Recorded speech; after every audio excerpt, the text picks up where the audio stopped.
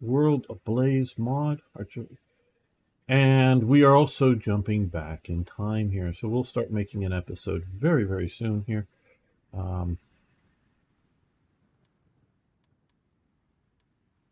But I just want to check a couple of things here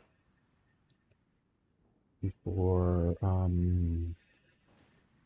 starting these guys. What are they doing? They're mainly good. Okay. But mostly I want to check, see that we're streaming correctly to other stream sources. Okay, that looks good. I guess that's fine. Right.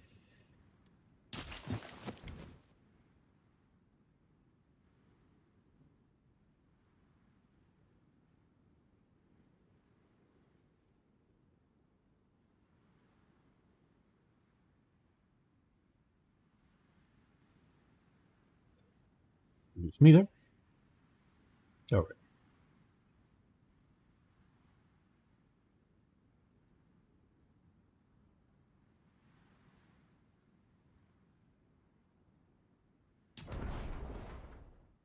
Disaster has struck in North Africa. If you know this, if you've been watching the earlier episodes. Can we fix this? Well, only really by going back in time. So that's what we're going to do. So this won't be the same as last time. I am not sort of the definition of crazy is do the same thing over and over and expecting different results. No, we're going to be doing different things here. So before we get the clock rolling here, I will be explaining what I'm going to try to be doing. Right. Well, one, we're going to give him a leader. It'll be Kurt Student. He was the sort of commander of the 1st Airborne Division, and we're going to send him on a train toward Toronto.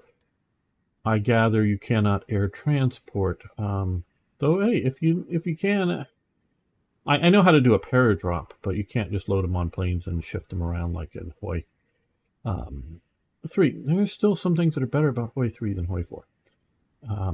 Now, mentioning that, we're going to send this transport unit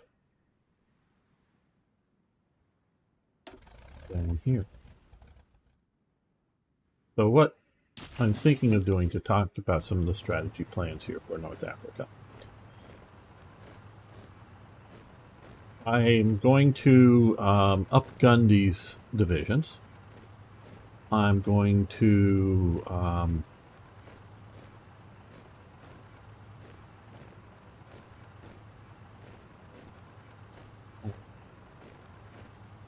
use air supply to help keep the forces supplied.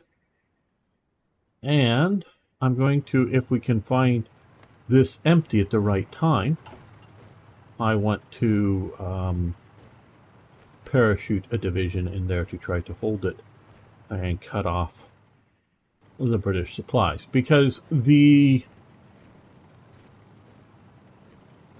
consensus seems to be is the reason units have done so badly at times here has been because of lack of supply, and that very well could be it. I'm not going to say that it isn't now.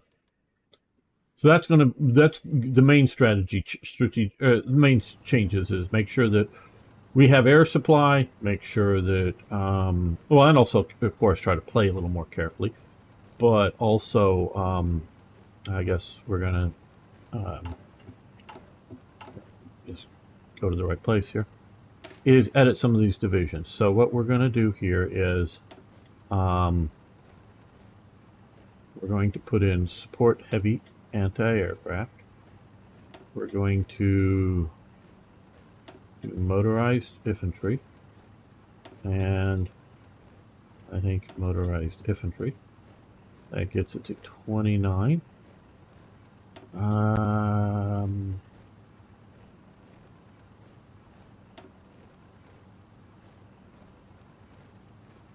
We have enough for all of that. Heavy artillery as well. That is, yeah, support.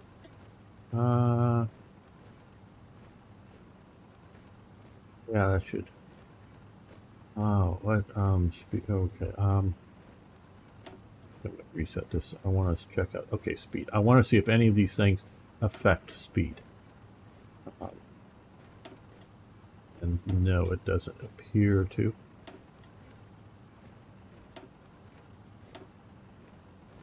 Just didn't know if giving them heavy. I just don't quite have enough APCs to do that.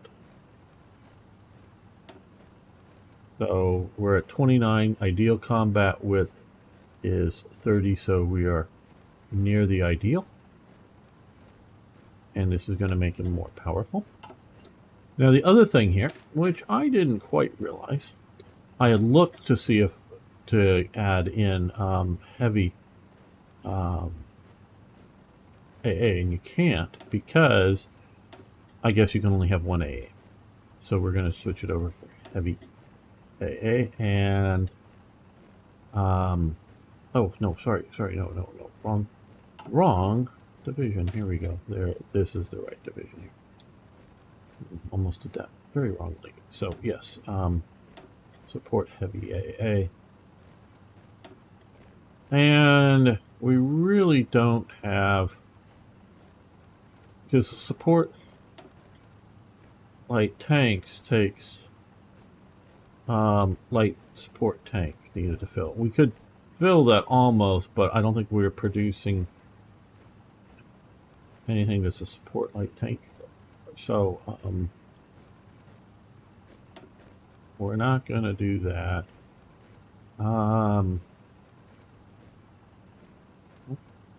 Okay. No. Right.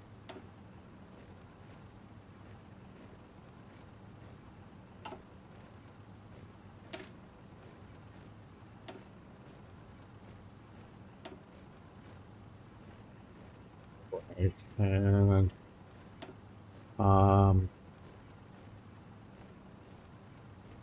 we don't really have enough of the other, so we're just going to do this. So this should give us more heart attack, more penetration to deal with those heavier British tanks. That particular, the third heavy armor there. So we're going to do that. We're also going to come over here. Let's try to find some units that are in pretty good shape. Yes, let's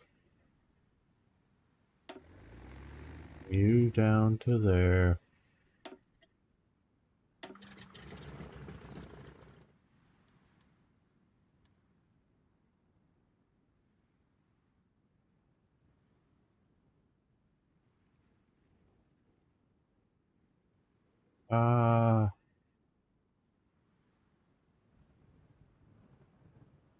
Yeah, probably these guys. Down here, move them to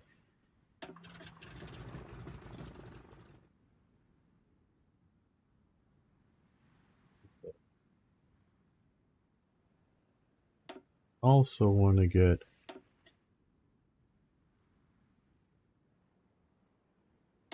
these guys. Well, they can come to here instead. That should be enough. We're also going to come down here and move a few more of these reconnaissance planes. Reconnaissance planes, those are not either. Better to find the actual reconnaissance planes, wouldn't it be?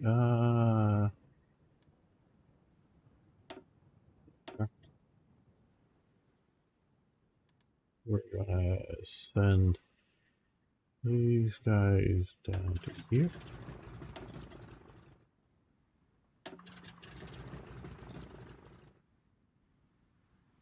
That way we can do a little better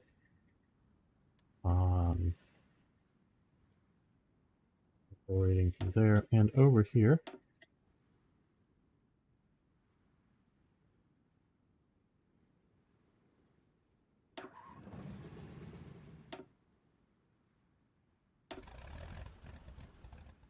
Try to protect the seaways a bit. Now we're going off to Benghazi, to Derna.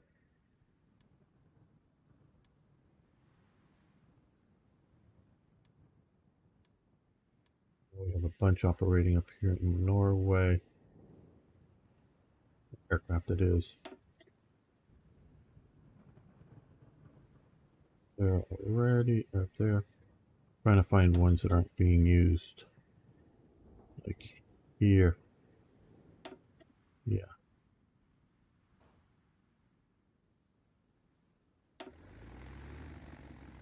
Get them to come down this way so that we can help deal with some air operations.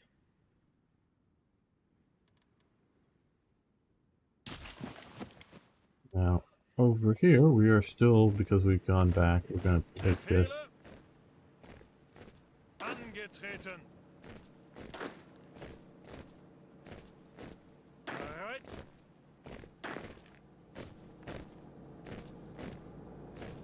Angetreten. Ausrücken.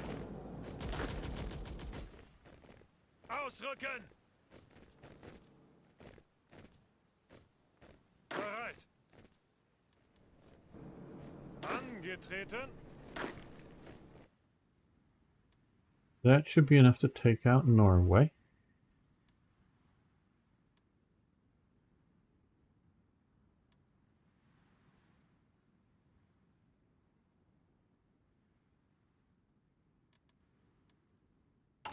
Right, there are a few decisions I think I need to deal with here. Okay, the first one I gotta do is switch out Frick for Heinrich Himmler.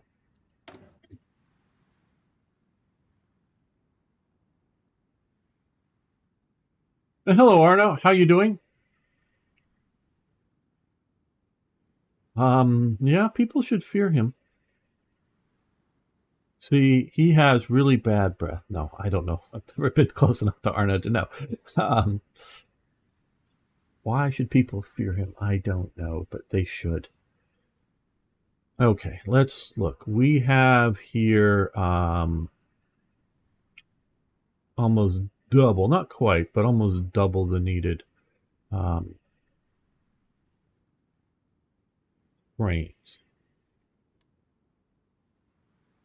I'm doing well as well. Arno, good to hear that you're doing well. And hello, Turnlow. Evil, bad breath is optional. Okay. Yeah, we all have the moments.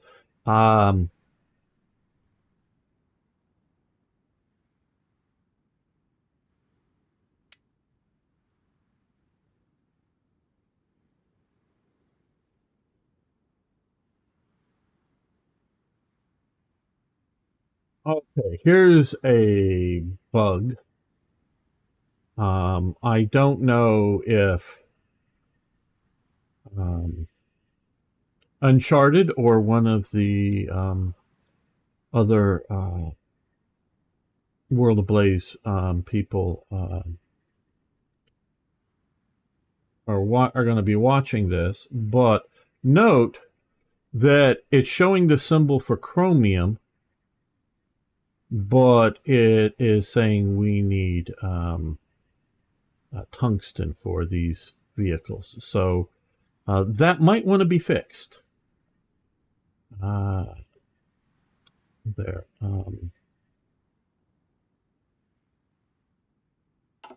That is an issue. Maybe not a major issue, but an issue.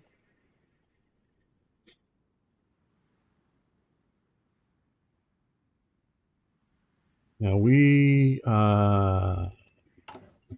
supplies I think are going to need some more support. equipment. And they use aluminum, steel, which we're going to have to work with, but we're going to reduce down by, well, we're going to switch. So we're going to, let's go down to 2 of these, by 2 of these.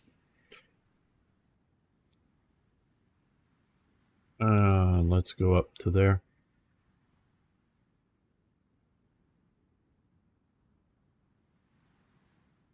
Catch up on that.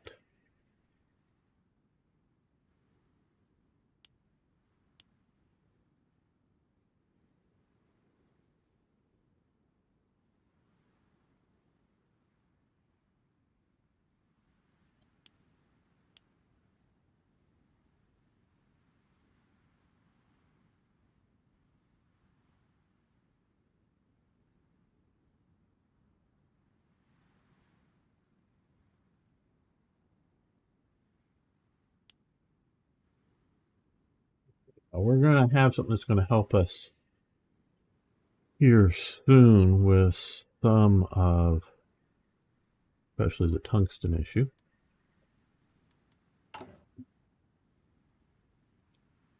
Trade though here.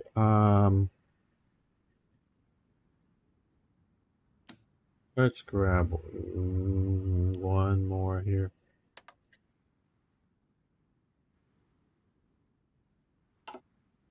We try to do that.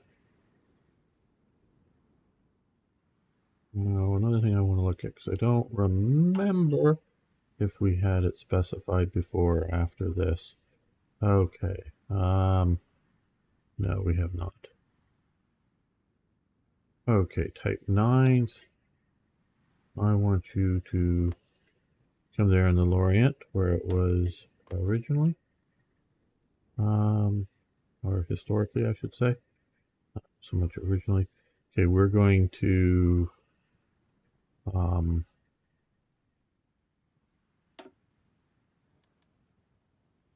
now we can put you up here in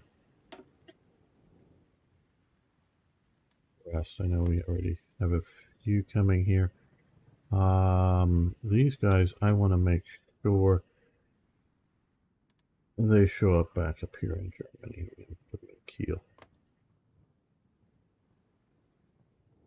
Brittany.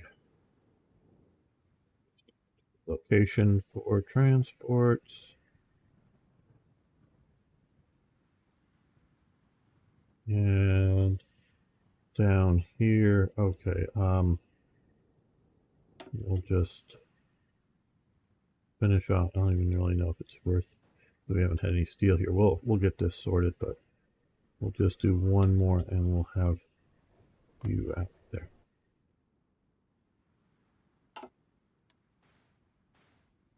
So,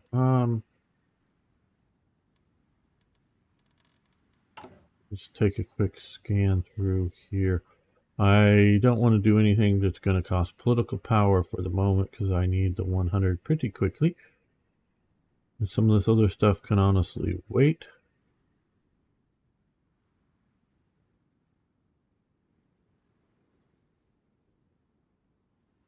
A little bit, some is, you know, more useful than others. All right.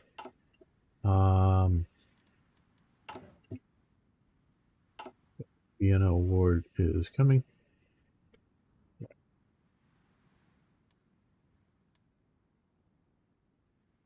Low manpower. Why are we so low? I thought I. Conscription. Oh, we haven't gone up to service by requirement yet either. Oh wow, I need.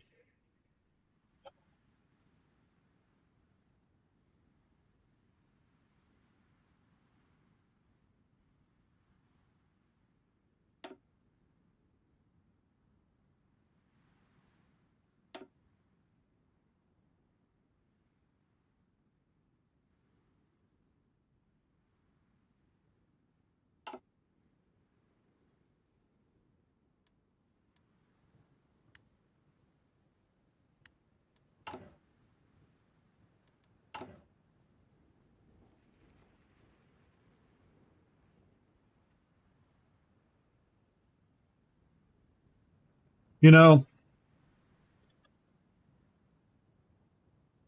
this is part of it. Why I hate cheating, but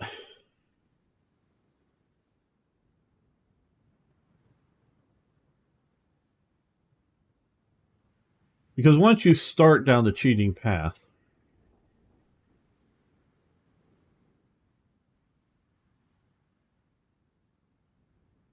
you just keep doing it. And I don't know why holding this speech should cost me any political power, because Versailles Avenge speech, in my opinion, would be something that would give you political power, because not just the speech. Now, I don't know. I've not listened to, Hitler to me just sounds like a bunch of screeching. Periodically, I think I understand a word here or there. But yeah, it has no, magic for me that it held for the German people at the time.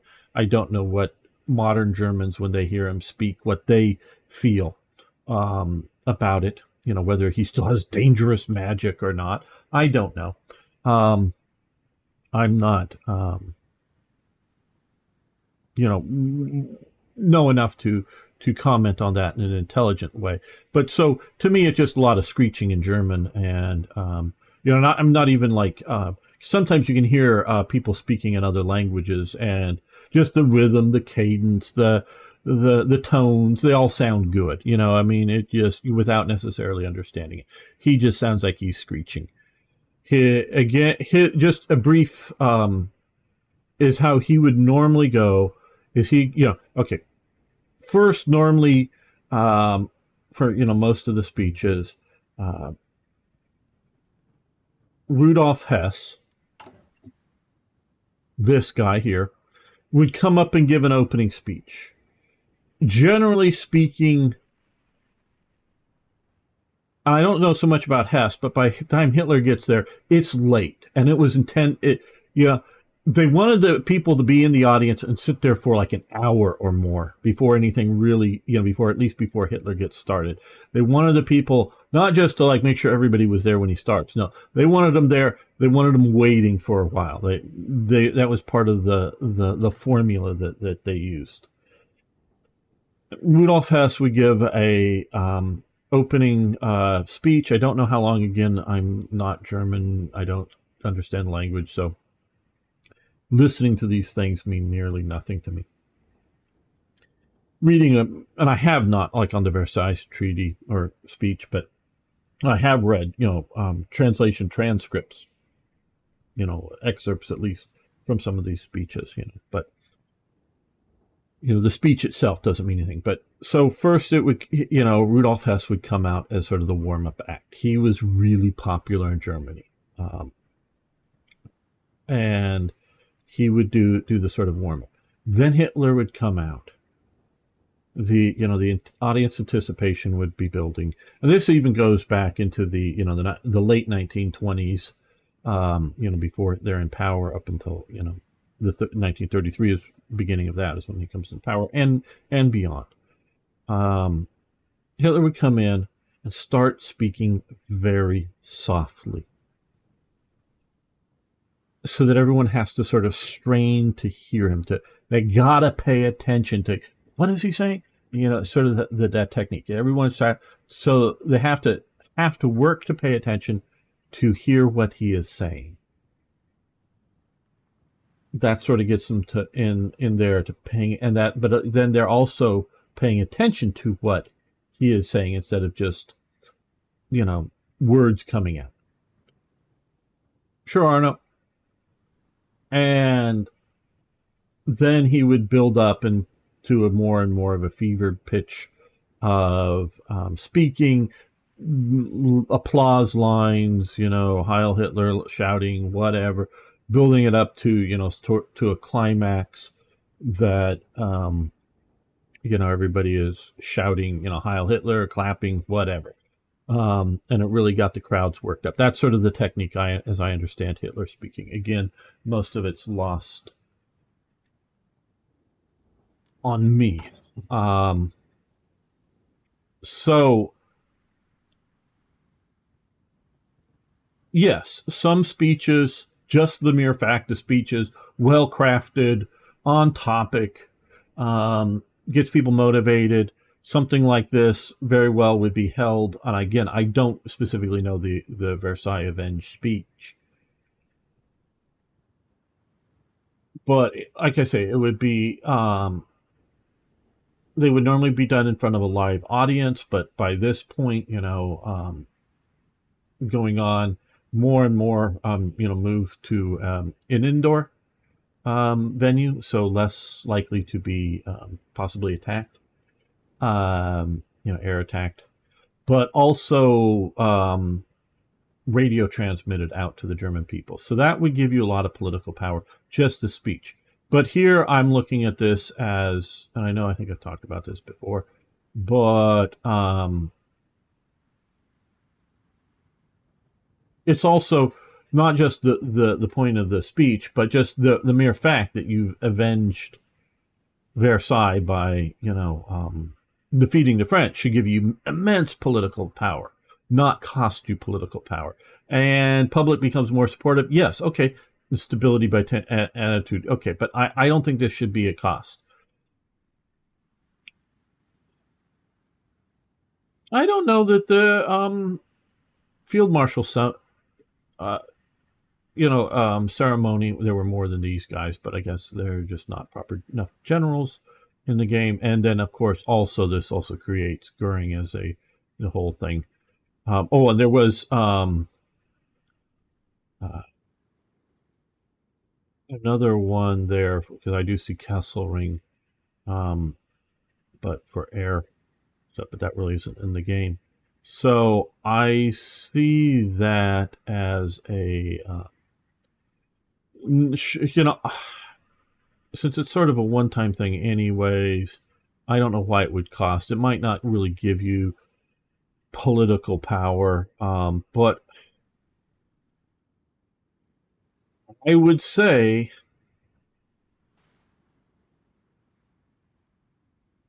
that from, so I watch at times, some of them are on YouTube, like a 30-minute to an hour talk by some author who's wrote a bunch of, books on the Third Reich, or, aspects of it, and how much, even in the waning, hello Beam Slam, good to have you here.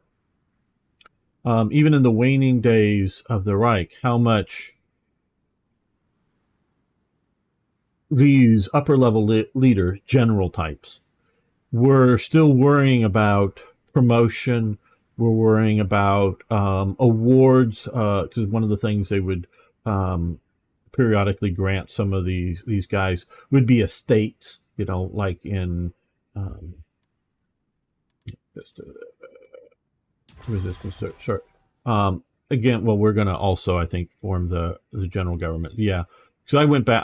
I've done some of this stuff, so I think I'm going to give myself the political power to redo this right now. So let's just do that. No, I want to come here. Let's do PP 200. I might want to give myself some more, but we're at least going to do PP 200. Close that up.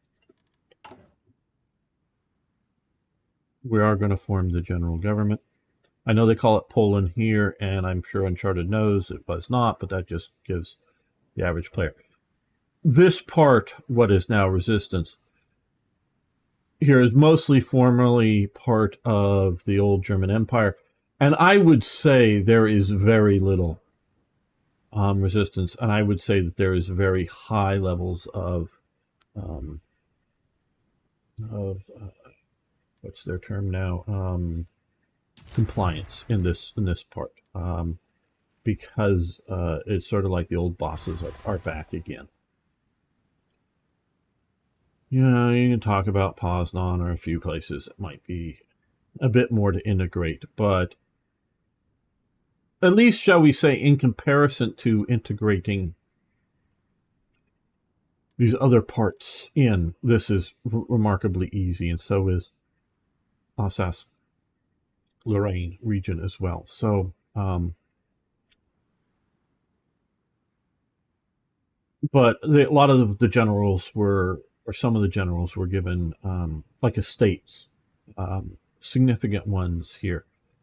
And they're worrying about this as the Soviets are pushing in and pushing in. They're worrying about where their estate is and which one they might want to pick. In the waning days, this is like late 44 and whatnot, the second half of 44 into 45. They're worrying about this crap. Worrying about their careers. Am I going to get the next promotion? It's not, I get, if I was a general, I'd be worrying about where I'm going to get supplies for my troops, whether it's food or whether it's artillery shells. So, or fuel. But no, they're worried. These guys are worried about that. So I can only imagine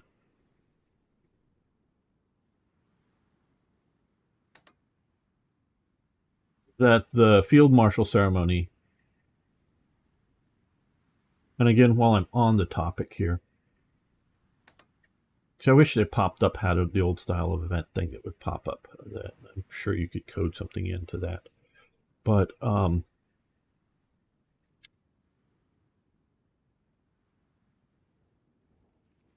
prior to this ceremony, well, it's a confusing mess, shall we say.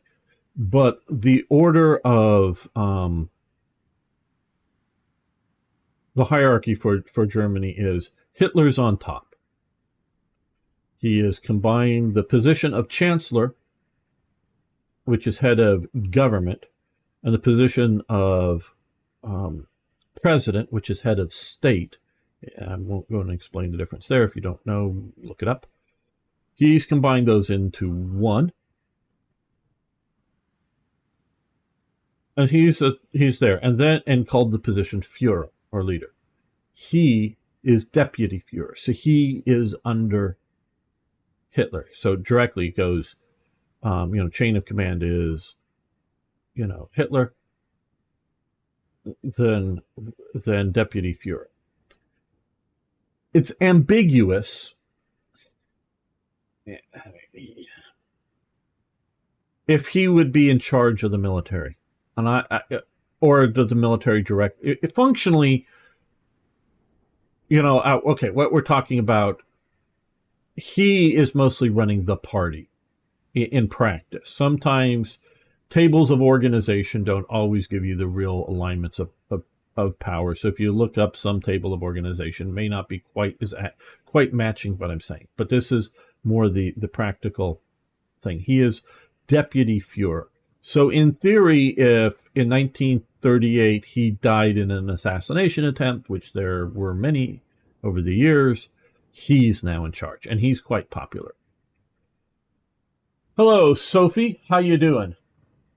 And hello, amazing Grudiger. I'm probably butchering that. Glad to see you as well. But he's basically second in line of succession. Definitely the guy who's running the party. He is running the party apparatus, which is, as time goes on, party and state are merging. And that it doesn't happen, 1933, January, they're completely separate. Hitler's in power, but there's the party and there's the state. As time goes on, and it definitely accelerates after Hindenburg's death, there is a merging of party and state. It is not meant ultimately to be separate. The party and the state offices, whether it's the post office or, diplomatic service or whatever government offices there are, government and party offices are meant to... Well, of course I missed you. I miss everyone who wasn't here. Though Sophie, I don't recognize from before. Glad to have you. I guess you're new here. At least new live stream posting. Hey, if everyone on YouTube at least, can you smash that like button? And of course, if you haven't already, please subscribe. So there's definitely, the idea as going on merging party and state. That's the intention. So he is very much the guy who's functionally, Rudolf Hess is running the party as deputy Führer. Hitler is not. Hitler is more when there is conflicts either between, these top level guys here that are just below Rudolf Hess, but Rudolf Hess has, really can't tell Goering what to go do. Fritz Todt, he's actually pretty far down. He could, maybe not, depending on when we're talking about, Ribbentrop. Goebbels definitely, Goebbels is doing what Goebbels wants to do. So when there's conflict between this sort of level of people, Hitler is solving it. Normally when there's conflict between, say, different Gauleiters or whatever, normally it's Rudolf Hess solving it, but sometimes people are appealing to Hitler and getting sort of final judgment from Hitler. So that is now, again, back to the field marshal ceremony. Part of what goes on is they create a bunch of field marshals and some other promotions, but there's definitely a Luftwaffe and a Heers or Army. I'm trying to remember if there was a naval, because there wasn't a whole lot of naval action at that time to maybe promote people. I don't know. The other thing happens, and in that succession of ceremonies, is Goering. He's given a super big special Iron Cross. He's the only one that's ever awarded it. I forget the exact title of it. And it isn't just, Iron Cross, first class, or no, sorry, not Iron Cross. Knight's Cross is above the Iron Cross. Knight's Cross, and then, Knight's Cross with oak leaves, Knight's Cross with, swords, oak leaves and swords, and then, diamonds or whatever. There's sort of gradients of the Knight's Cross. Goering is given, I forget the exact title of it, but he's given a super special, super big Iron Cross that has, sort of like edged in silver. But Goering doesn't think that looks quite good enough, so he has it, whoever, jeweler or whatever, take it out and edge it in platinum so it shines even better. Shinier Iron Cross. He's super shiny Iron Cross. Super big, shiny Iron Cross. He's given that, and that's just obviously nice jewelry for him to wear around. But what he has made here, because he is already an air marshal, which is equivalent to a field marshal, just the guy in the air, the marshal in the air. He is made Reich Marshal. And with this is for chain of command for the government, including the military. It is expressly including the military, not just sort of kind of for the military. Is the chain of command now goes Hitler, Goering, the rest. Rudolf Hess is sidelined. This is part of the reason that he eventually does his whole, fly up to Scotland thingy and jump out of the airplane in the middle of the night. So this is a big change in government, and the idea here, the major idea here, is Hitler is now firmly in power. The moment conquest of Paris, defeating of France, Hitler is now finally, ultimately in power, not going to really be challenged. Yes, there's assassination attempts, and they're, with the whole Stauffenberg, alongside a coup attempt. But we see how utterly that fails. Even when it's unsure if Hitler's dead or alive, it is failing. So, and that, in the closing days of the war there. But Hitler knows that he may not survive this war because of assassination attempts or bombing or whatever. They wanted to make sure that Goering succeeds Hitler, not Rudolf Hess, because Goering is a military man, and he it is believed that he can control the military. Obviously, already has control of the Luftwaffe. And he'll be both, head of government and head of the military if Hitler dies. And so this sideline Rudolf Hess. So that is that is the real importance of that ceremony. We're also going to go over to, We haven't issued bonds yet. Okay, I'm going to give myself another 100 political power. Like I say, I know I did this. The political power system was described to me as being something that you can't jump back around min-max. So you can't just, for at the time it was mostly for this stuff here, as opposed to, because these didn't exist at the time. It was mostly for this, and it was meant so you can't like jump between, whatever, different. Oh, we're going to do whatever, so we jump from one guy to another because it was conflicting. Yeah, or causes disruption. So you can expend political power.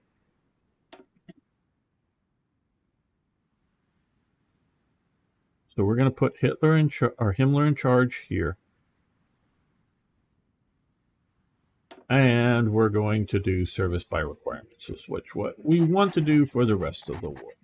Okay, that basically uses up the political power that I granted myself. I think it was at 71. Now we're at 72. And I agree with the idea of the system of you want to, oh, didn't do this, did we?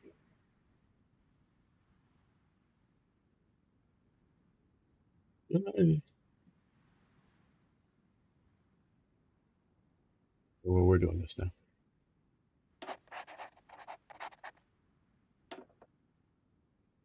Yeah, staying there. Good. Series A bonds.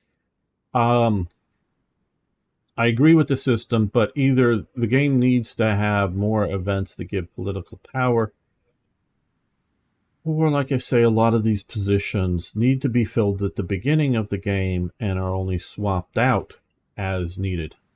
So, okay. Let's continue with our battles up in Norway. You guys keep moving to there. We'll decide once you get there where we'll send you additionally. Angetreten. Rommel falls ill. Ausrücken. Keep going to there. Angetreten. Up. Bereit. Ausrücken. You push to there.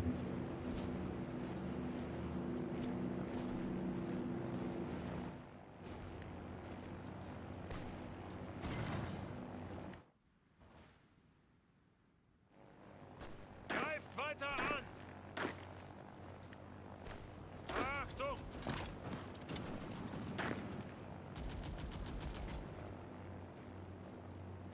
Bereit.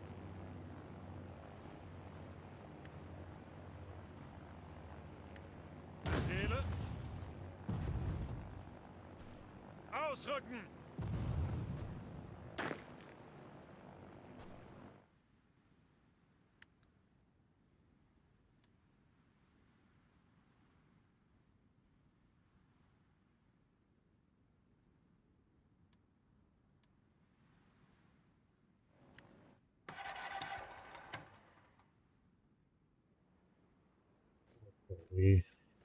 These guys are suffering a bit much from being in the desert. We don't have any planes there yet. Okay. What? Okay. Partially I've sort of test played this, so I'm a little confused about exactly what I have done and haven't done. Let's come here. Let's up another transport unit. Okay, they're bombing in here.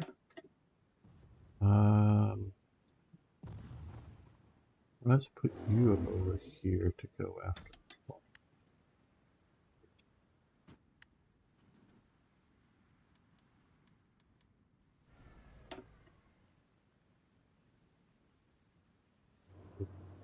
Do have these guys. They're okay. They're the ones that are going after bombers there. I know I've shifted a bunch of air to other regions, which is useful.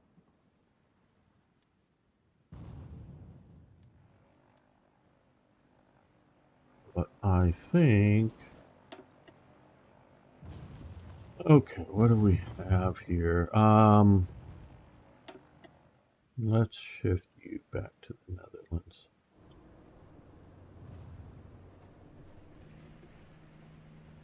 Yeah, and put you up over here. So you get there.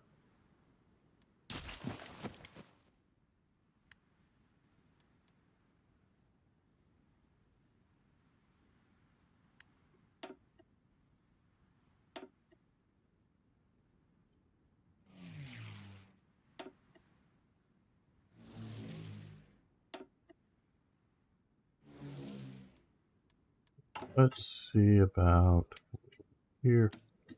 I'm getting a little more oil in. Okay, now we are still... Well, we got more than that we need. Okay.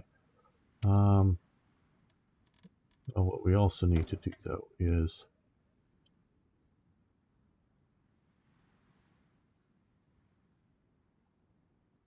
Mostly it's not the steel, it's the other things that we need it for. Well,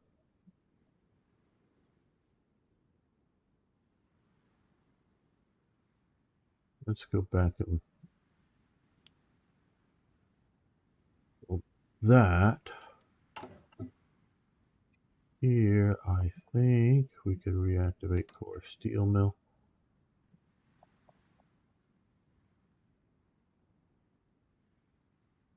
And we want to do that. Okay, so now we're at mostly green here.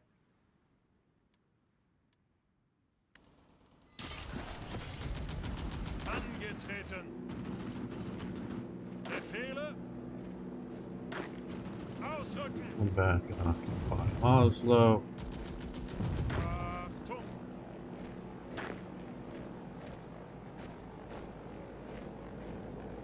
Bereit. Bereit. Befehle. Ausrücken.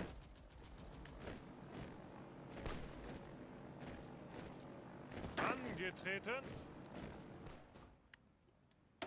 Ah, yes. One of our submarines, I think, was completed. Because we're going back to making Type 9s.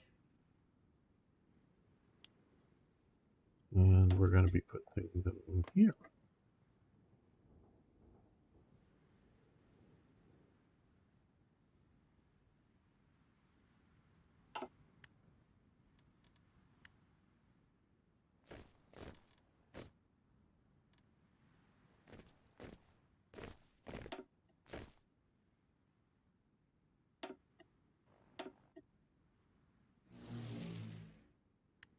Reconnaissance that. You know, we're 10 over the limit there. Well, look at the time. Well, I want to keep these episodes from going too long, so we're going to end this episode. I know we haven't gotten much of the clock done, but I wanted to really explain what and why I'm doing what I'm doing to hopefully do it better than I did last time. So thank you all so much. If you haven't already, please subscribe to the channel and post a comment. I love hearing from you. Do you often cheat in your games, or you just put up with whatever things that you disagree with in there? I'd love to hear that. Am I just on my own and doing this? Well, see you next time for more, yes, even more Hearts of Iron. Don't worry, guys. We're going to keep going here. Just want to break this up into episodes and make a save.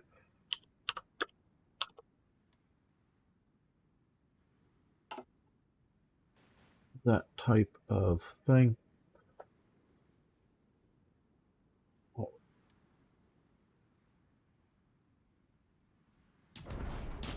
Welcome back, fellow armchair generals. This is Gamer 1745 here, and we're giving North Africa another shot. We're building things up. We're getting things organized.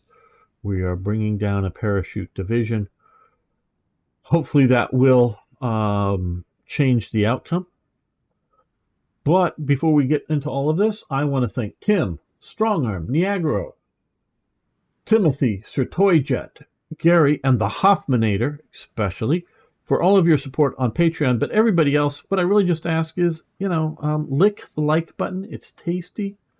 And, post a comment. Just say hi. That's really helpful for me and the channel, if you would. Thank you. So we are, mostly on an occupation tour of Norway at this point. Cut off their escape, pursue them. Okay, we got, let's just start sending these guys, the mountain troopers up. These guys probably don't need to go, but we'll keep pushing them just in case.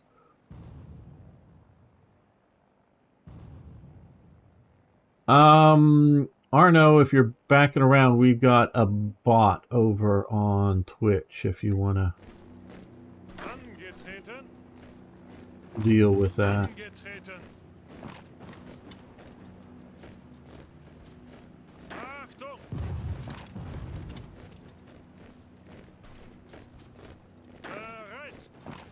Go to Lilyhammer. Hammer of the Lilies. Oh no, wrong. God, that's what I want to do.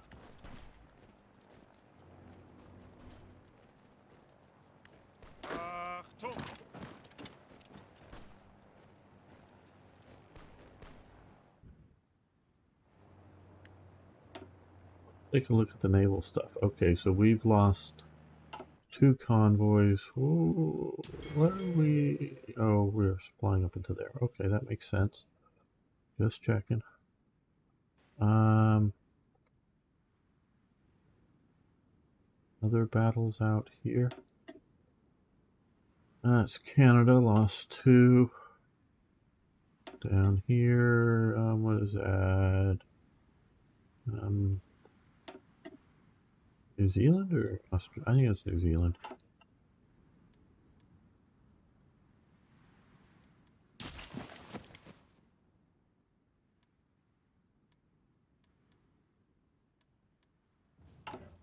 Now, how are we doing here for resources? Okay.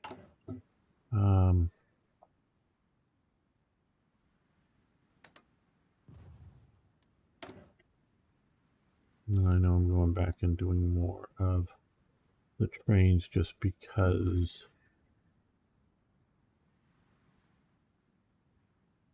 now let's see about support equipment.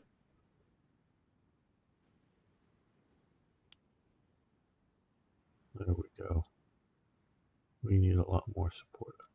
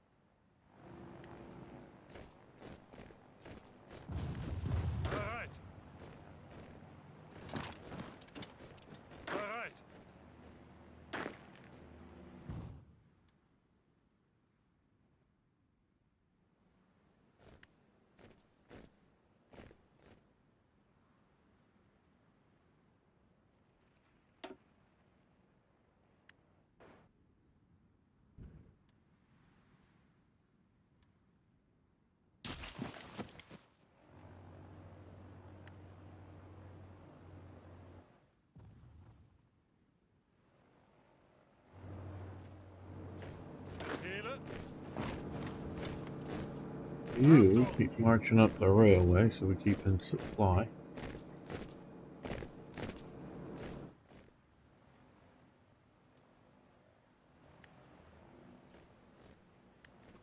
Angetreten. Befehle.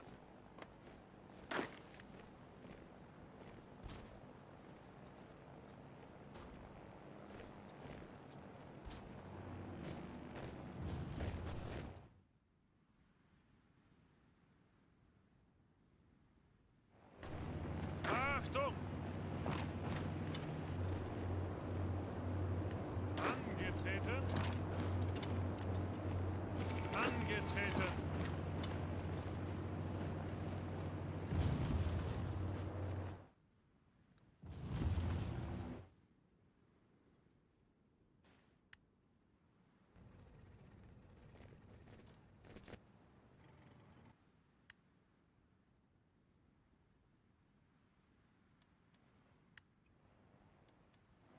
Yeah, put you guys on boats. Yeah, we'll risk it. Coming here. Okay, knew this was happening. Norway was going to capitulate.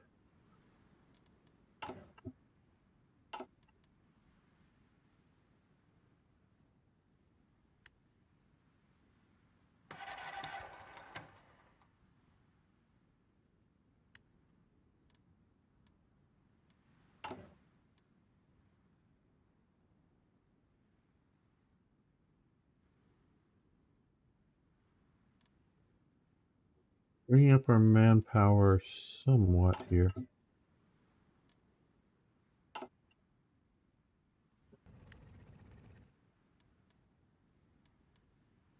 Angetreten.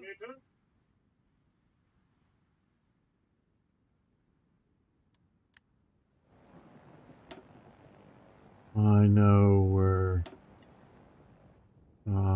yeah, let's...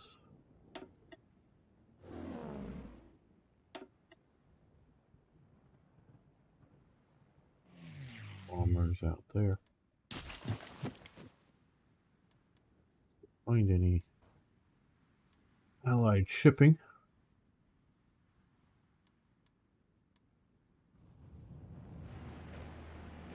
Angetreten. Okay, you... Oh, you hold me up. You come to strong time. Okay, yeah, both of you, that's fine. Angetreten. You get on trains and get to there. And Angetreten. you. Ausrücken. Angetreten. Ausrücken. Ausrücken. At least try to occupy all of the ports along here. Keep any pesky British from doing anything too naughty. Okay, we need more steel. Can we activate core steel? To do that, I hope that will do it.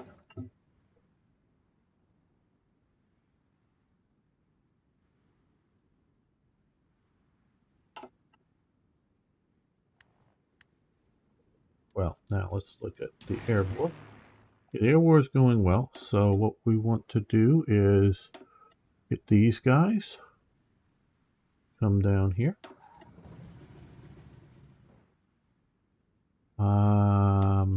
Well, hold air wing. Hold air wing. Oh, moving the other one south. Okay, there.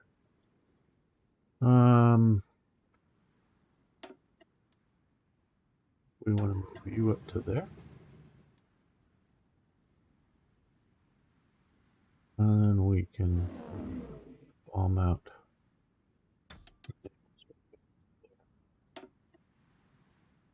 Also come up to here. And there we go. Sits out there.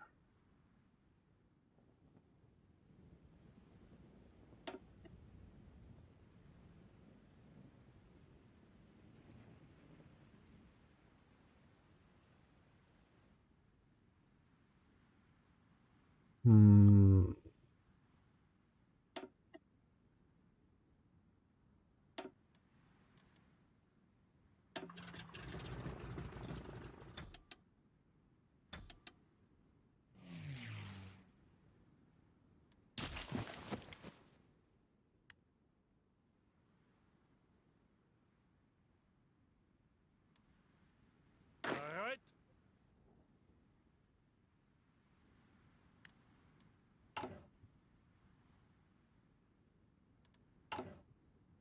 Okay.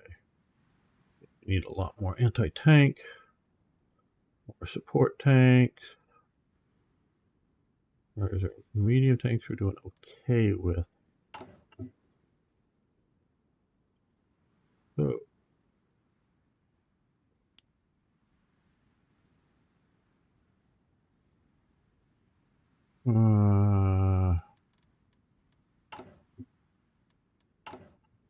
click on the right place, get the better result.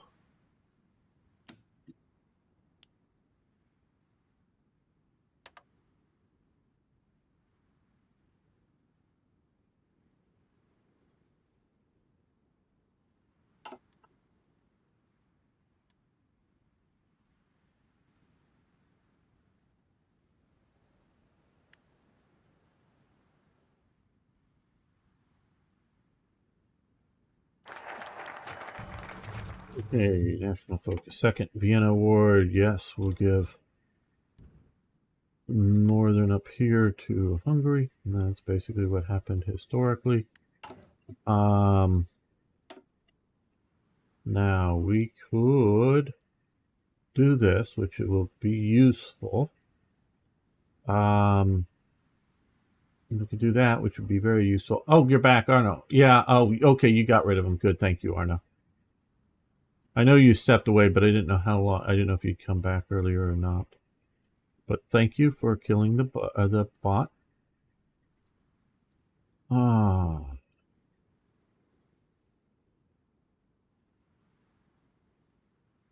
Those guys are going to come in fairly soon, I think.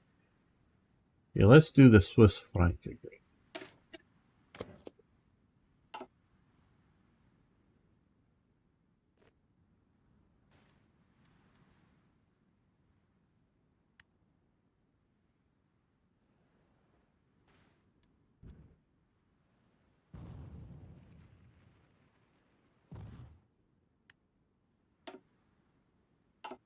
Lost a convoy there. One convoy is not a problem, but oh, we shouldn't be doing any supplying that way. Maybe you'll figure that out on your own. Maybe not. I don't know.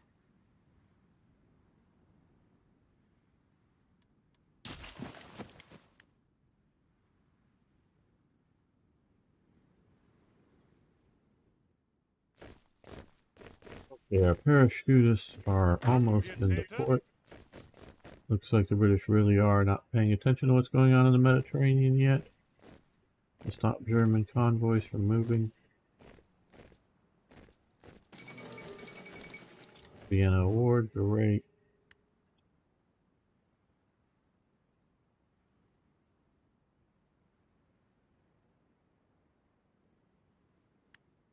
Now, you guys need to go to where there's the aeroplanes.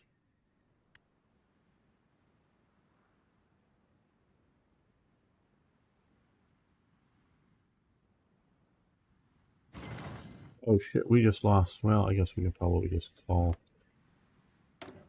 And call the arms once we're ready.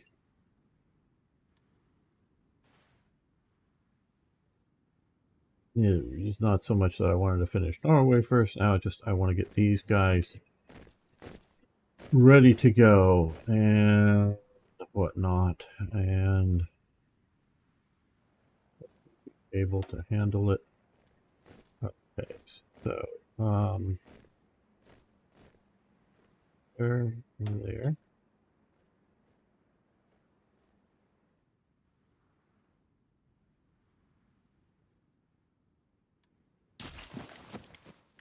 That's one.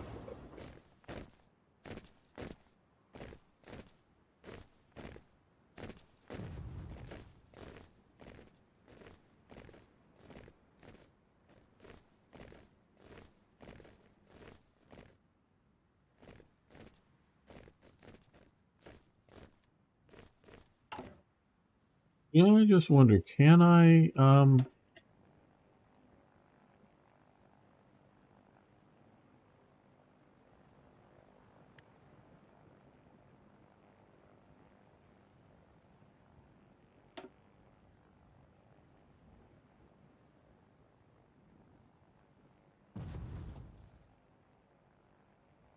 that now. Um,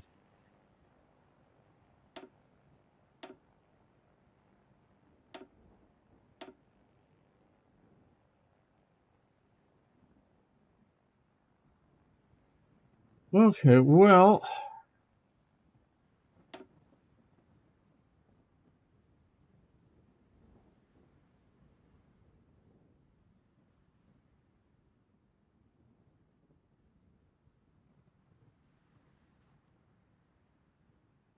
why don't you want to just go along?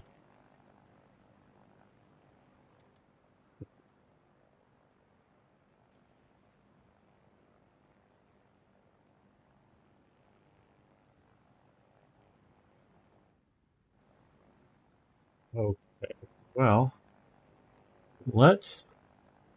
Maybe I should have done that first, of course.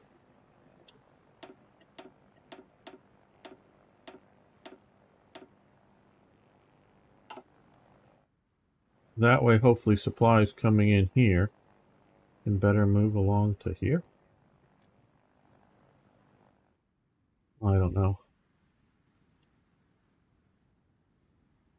Hello, Oregonus. Little one in the circle to upgrade the line. Well, yeah, I don't know if what I'm doing will be upgrading this line or... So I'm not trying to build a supply point is a long time thing. I'm just trying to, and the Ragar's here. We'll see if that helps get supply up along this way to here better. Probably not enough.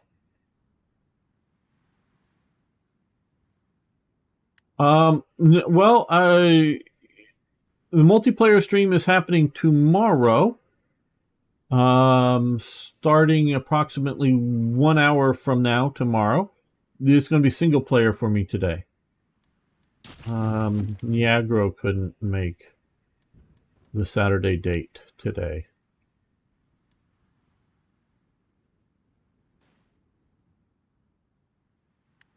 So you just have to put up with me. Or not. You can, of course, leave. And I'd cry.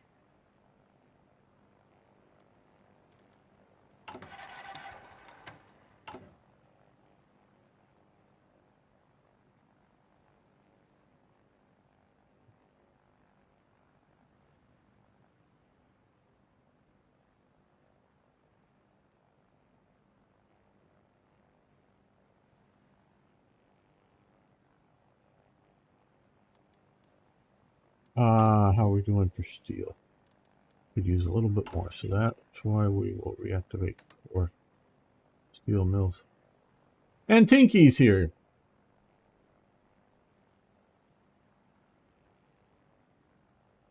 Returned from Berlin. Uh-oh, terrible weather. Wow.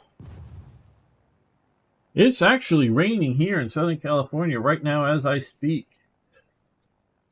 It is not a, you know, a usual sort of nice sunny day.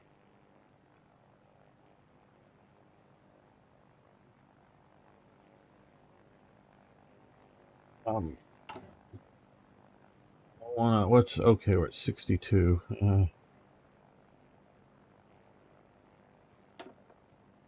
Currently there.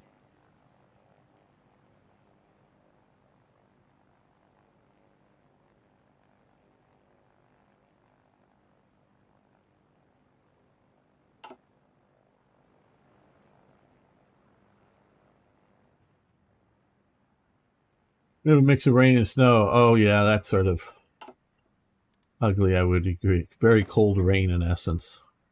Not the, you know, dry snow or however you want to say it. I'm sure that's not the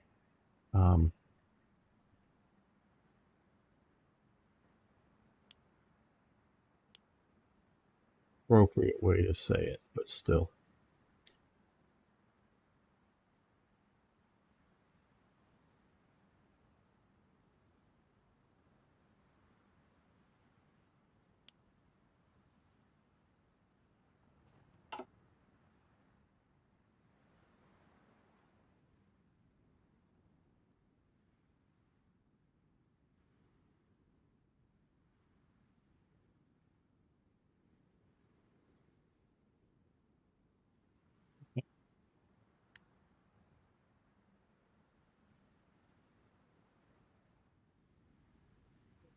Well, we're getting close to it. Yes, they get the southern whatevers. Okay. I think there may be a if we had that, we could do that. That would remove 2% economic fatigue. And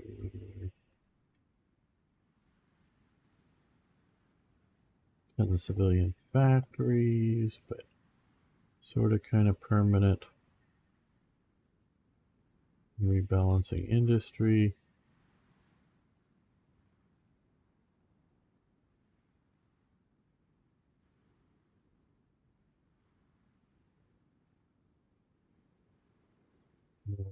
Well,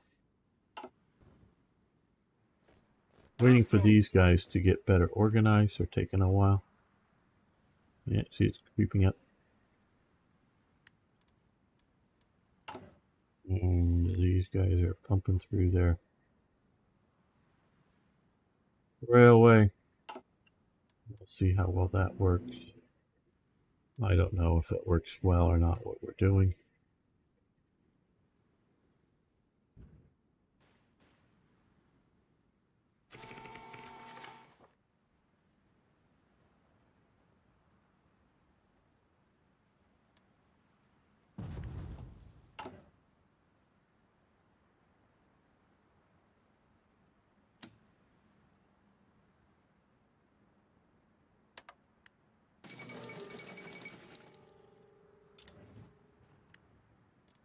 Will that be enough for us to go? Yes.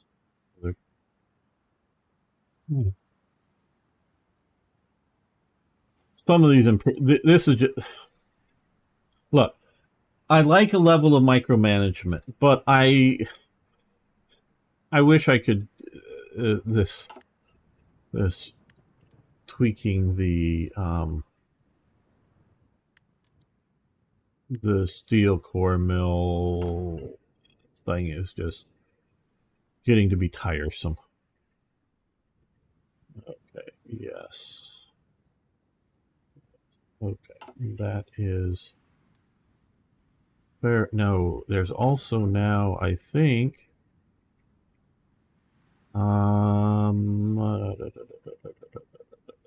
okay, reopen trade with. That is going to take a while for this to get done. 21-day political power, but we're going to reopen the trade with Sweden again. That will get more iron coming in here. And of course, Sweden sent them steel.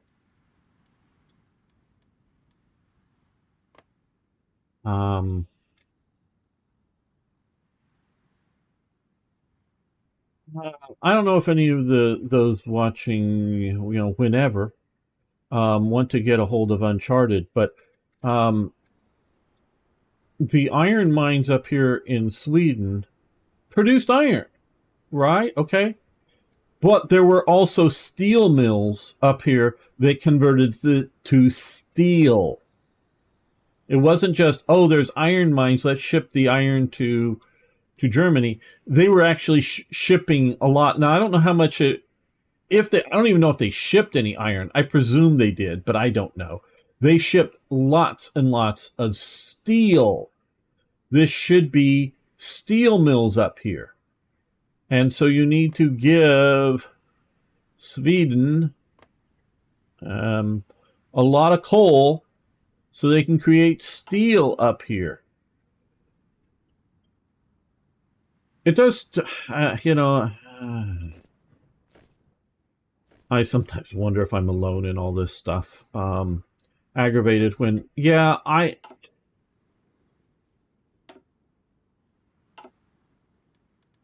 we have something coming through the Mediterranean here. Oh, somehow, we're sort of supplying down into, oh well, whatever.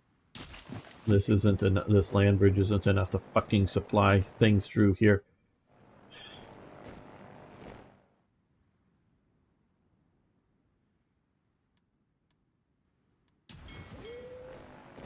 See this?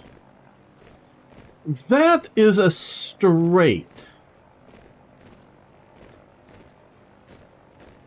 a strait is a passable but very, very narrow sea waterway. Okay.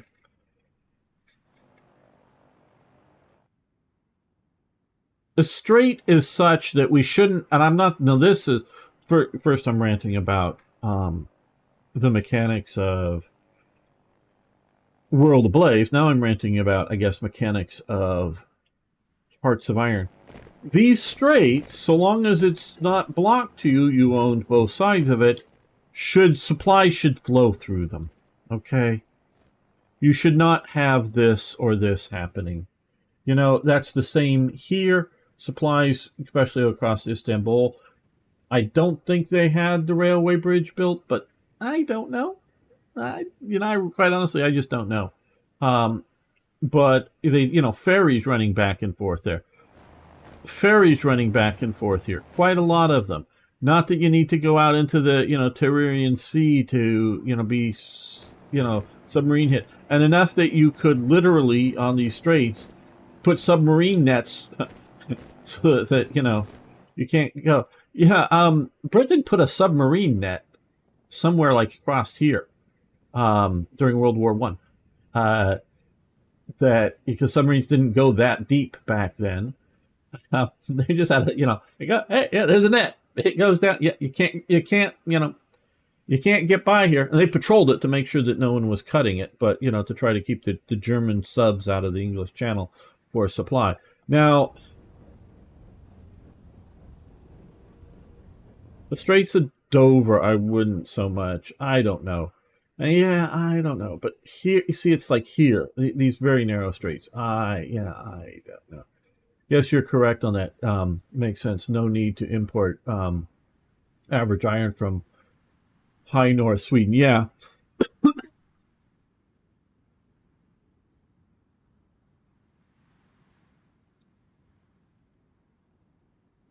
So they could make steel all year round. To my understanding, again, and somebody can correct me if I'm wrong, but there were a bunch of steel plants as well as iron mines up here, and whether they used you use charcoal or coal.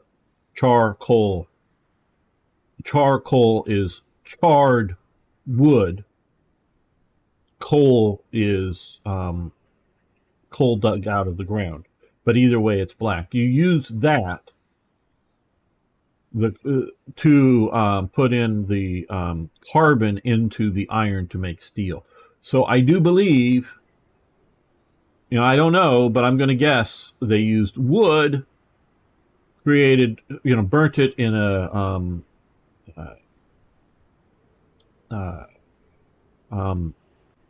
environment with very little oxygen, so it didn't consume it all. And that's how you make charcoal, is my understanding. Again, correct my science if I'm wrong.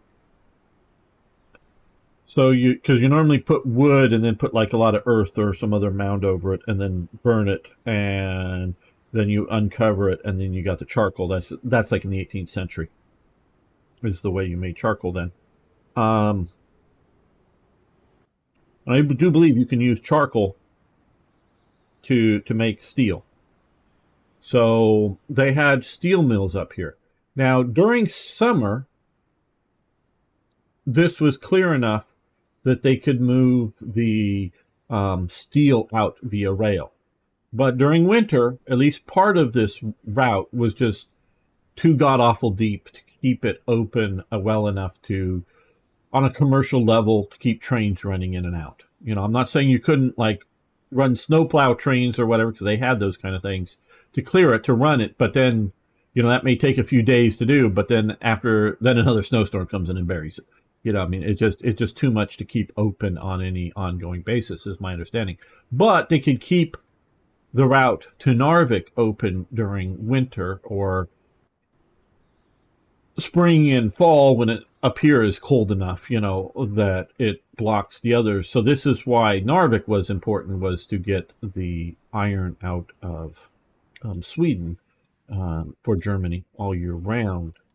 So summer, and you could build it up and stockpile it, I guess, and they may have done that. But Sweden export iron ore to Germany in exchange for coal during World War II. Okay, so they used it for steel and other stuff. Okay, so they did import. Um, okay, well then they just need to import. You know, Germany functionally has unlimited coal. The only question is how much could they get out of the ground at any one time? I know one of the objectives of the Dam Buster raid, you know, was to, obviously it's breaking the dam, but to flood the area, including to flood some coal mines. And once you flood the coal mines, it's going to be really hard and take a long time to pump all that water out. Um, so, so long as you're keeping your coal mines operating, you very well could be shifting coal up here, but they should be sending you steel, not iron. Meaning they had the factories. Meaning I shouldn't have to be um, worrying about reactivating, core steel mills and bullshit like that. The problem with the HOI IV mechanic is in SP when you don't get nothing for your export. Yeah. You're getting used to their factories a bit or whatever, so it's not that good. But yeah. Okay, so uh,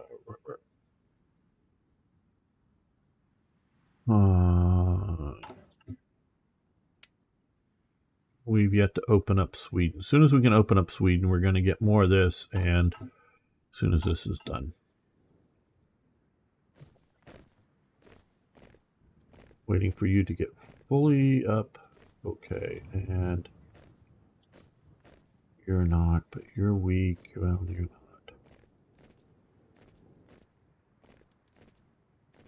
You know what I'm going to do? I'm going to move you to there. Ausrücken!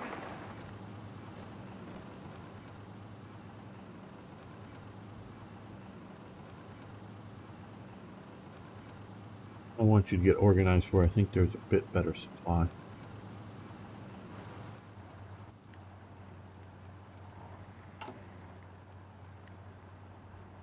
I'm not going to wait for all this to get done here. Oh, you're almost done, so let's pop you to the top. But,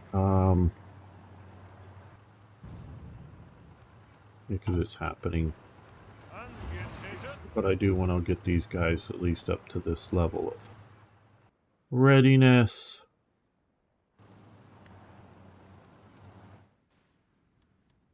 Now, we have you up here. How big of an area? Maybe to here.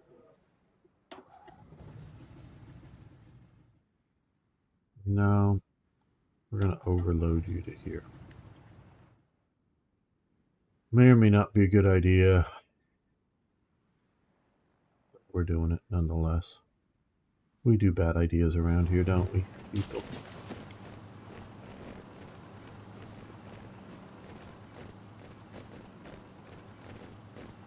Hey, Niagara. I thought you couldn't make it today. Boy, we're doing everything tomorrow.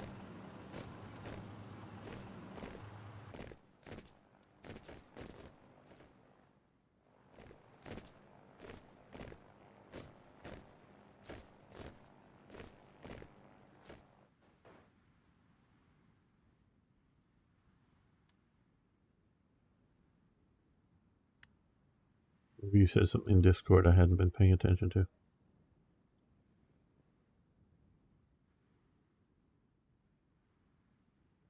Oh, you're not at home. Okay. Okay, I get it. You're not at your good computer or whatever. Yeah, okay, I get that. Glad to have you here. I mean, that's not a complaint. I just don't always know what's going on. Gamer confused, you know.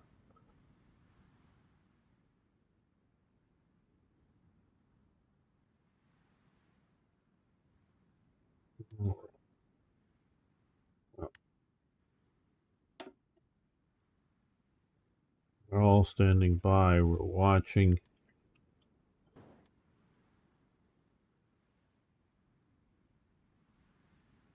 Okay, well, why are you guys still attacking up in Norway?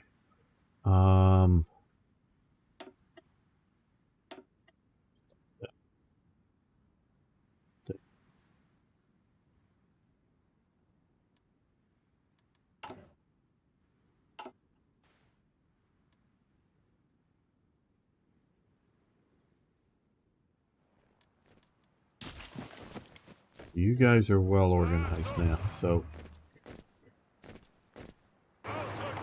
no. You stay right where you're at. Angetreten. You can come there. You guys come up to here. Oh, not you. I didn't even think I was going to select you.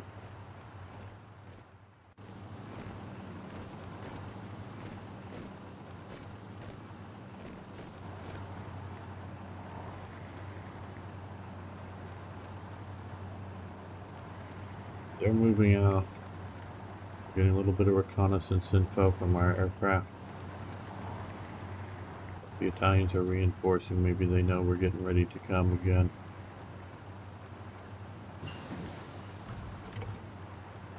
Excavation level, whatever. Okay.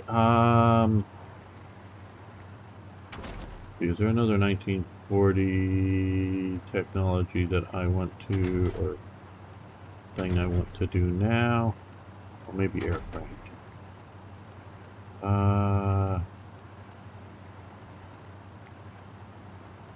No, not aircraft. The Marines? No, nothing ready there. Not doing rockets just yet.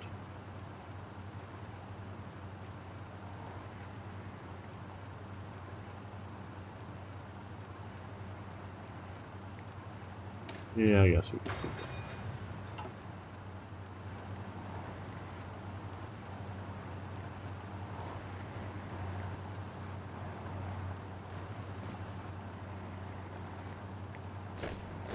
Last division. Come on, Slowpoke. Get up there. Get up there. Get up there. Come on. Okay, before all the Italians leave. Oh, that's snowing like hell. I had to start early tomorrow, so home early enough for the game. Great. Well, maybe Falklands. We'll see. Okay, before we do, let's take one last sort of look at trade. Okay, we've got a bunch of those, so we can come here and reactivate core steel mill.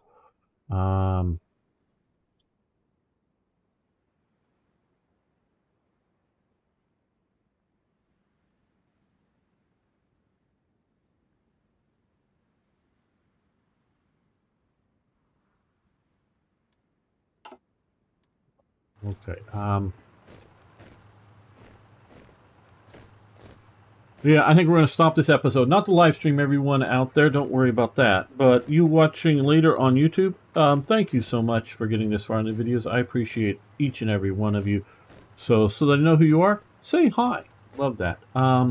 See you next time for, yes, even more Hearts of Iron. Again, we're going to start this because I wanted to save this. In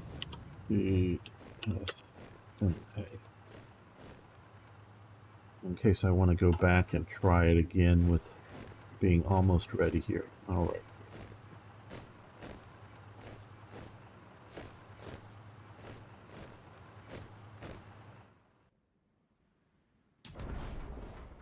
The North African campaign starts now. Hello everyone, this is Gamer1745 with my continuing playthrough of Hearts of Iron 4 with the World Ablaze mod. No, this is what I want to do here. Yes. And we just called in Italy. It'll take them a few seconds. So what I want to do here is put you up over here going after fighters. You also go after fighters. You go after ground crew. You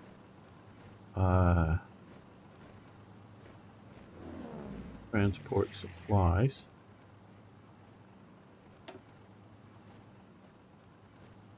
And you go after there.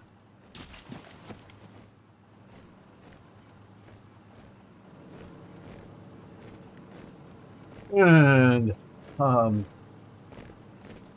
what is heavier and better against bombers? BF, yeah. Toto with Africa Go, yes.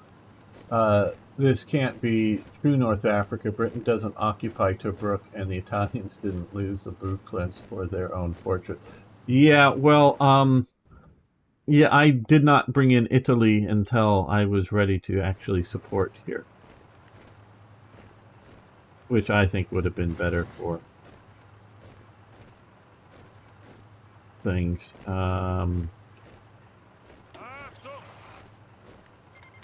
Okay, now they're just calling in everybody.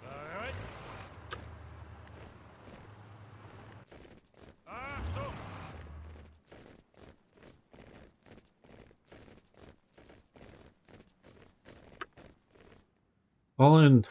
I don't know why they create all these little like subgroups in this game.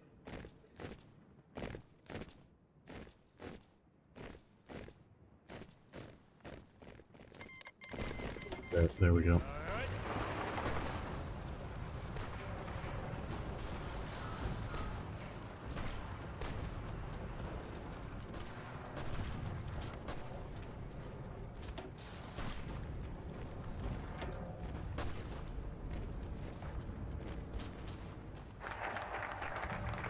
Okay, the Swiss franc agreement. Here, we have more civilian factories. Well, good. Okay, so well, before we go into that, let's see.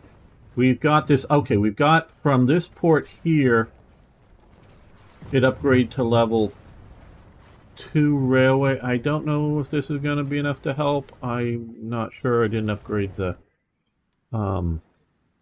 supply point, but hopefully trying to move more supplies. So that part worked. Let's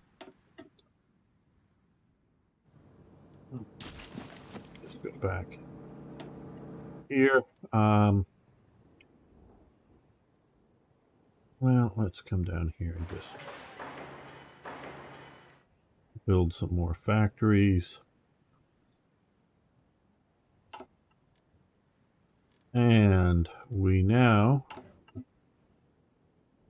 well, oh, well, they have to like honor it or something, or accept it or whatever. So that's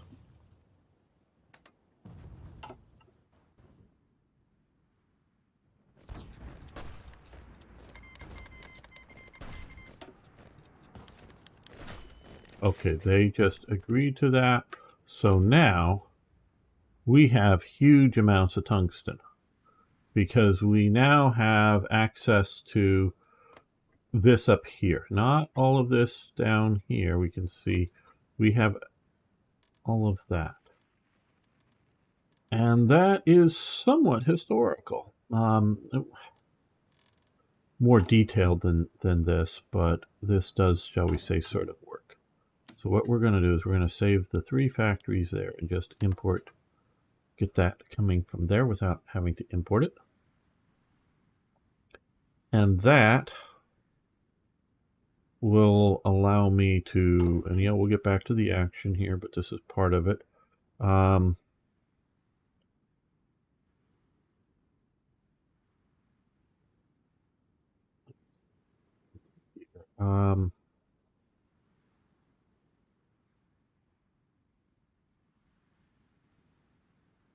It still needs rubber. And we're down on rubber. We're going to get more rubber, but we're down on it. Aircraft need more rubber.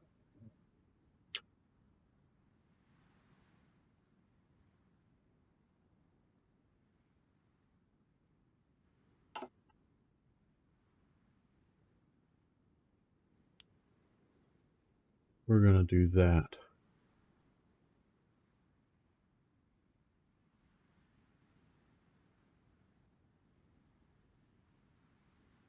And we're going to do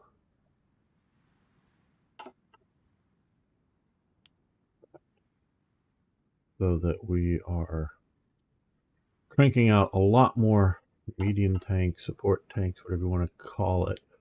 Like Big Hidden Nexus War Clan. I'm sure the Duce will somehow step in, yes. You can't strategic bomb City Barani to reduce fort levels. I don't know if that's going to reduce fort levels. I don't quite honestly know, Niagara. I normally don't wait for that. In fact, I would rather sort of surround it, take it out that way. How's the Balkans doing? They're just sitting there doing just fine right now, Niagara. We're carving up, Romania for everybody else's enjoyment.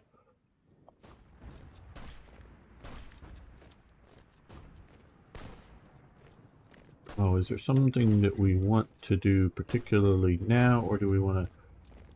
We could do that, but that isn't useful at the moment. Will be useful soon.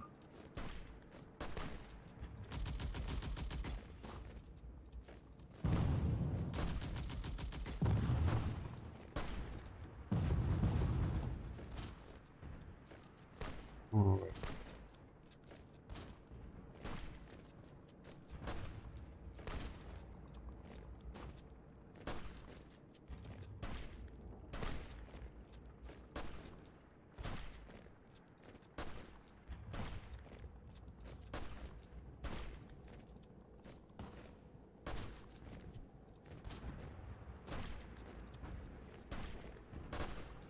We'll wait on a little bit here. Build up political power a little faster.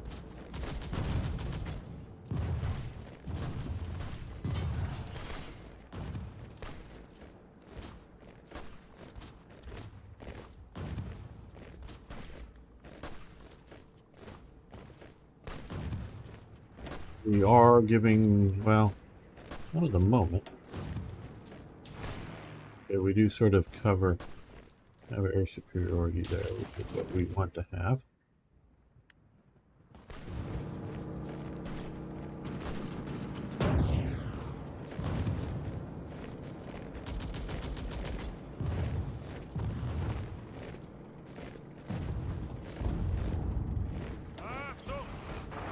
You guys drive out into the desert. No, we're gonna leave. We're gonna almost go to the desert. These guys are gonna push on the flank there. We can build more submarines. So let's just come here, grab the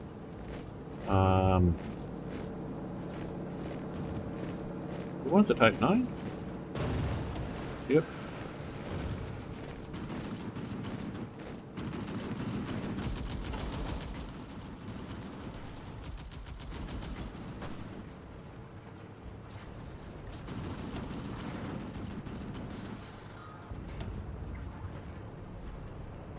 Almost gonna come down. Oh, why don't these two damn divisions get to the same moment?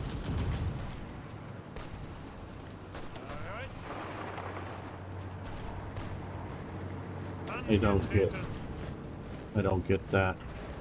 Then I don't get a lot of things.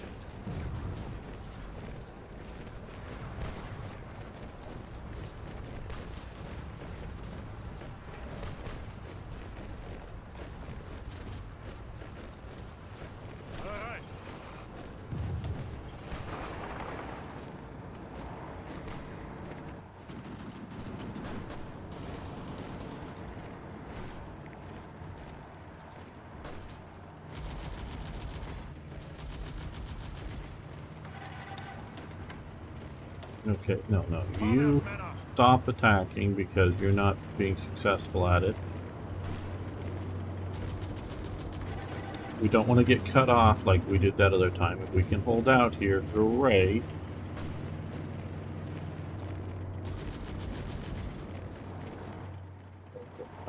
Here, these guys, we need to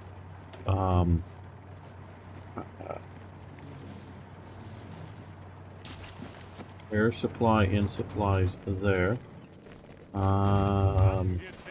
Which one has organization? That one has Ausrücken! organization, so you go back forward.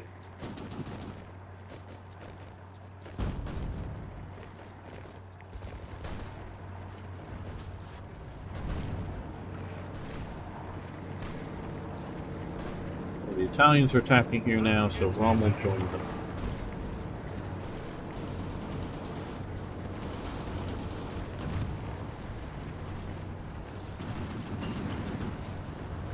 Signal Company, level 2, yay! Crusader tanks.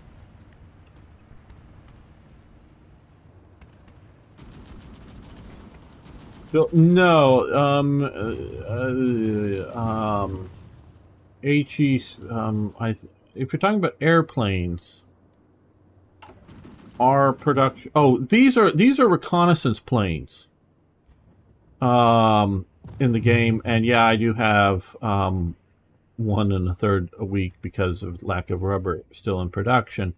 But those are set up as reconnaissance, where and so they don't. You can see all the mission types here. We have naval patrol, air recon, naval mine sweeping, naval mine laying, air supply, logistical strike, which is going after like railways and roads, port strike, kamikaze strike, which I think only Japan really gets, naval strike, strategic bombing, which goes after industry, and interception of bombers primarily. They will, if there's no bombers but there's fighters, they'll engage fighters. Close air support and go after fighters first, and then if there's not enough, or once they've cleared the fighters, then go after enemy bombers. So these little guys here, no, back here, sorry. These guys back here, all they can do, that should be checked here, and that should be over. I don't know why that wasn't. Okay, so that should be giving us air recon support. Yeah, well, very good. We've opened up trade with Sweden. The Friesler Storch, I guess they're which was a short range aircraft, but it isn't much different. And why am I here? I'm supposed to be over here. Okay. Steel. We have more than enough steel, so and we've got all of our factories sort of in use, I think, at the moment, now that we have various. We can trade steel here, but I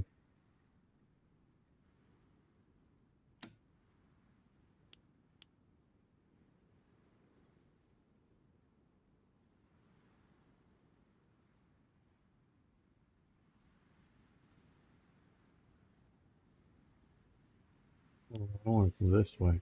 Oh, I didn't want to do that much. Okay, we were at 150s, yeah. So okay, let's go down, I guess, to that.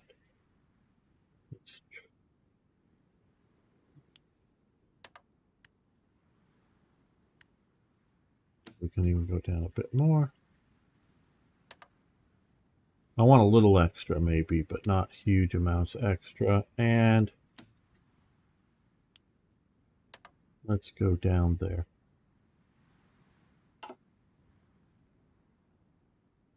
Yes, freezer storage. So I think it was because the UKI decided the smart course of action and poured sufficient number of troops into the area. Yeah, that could be the thing.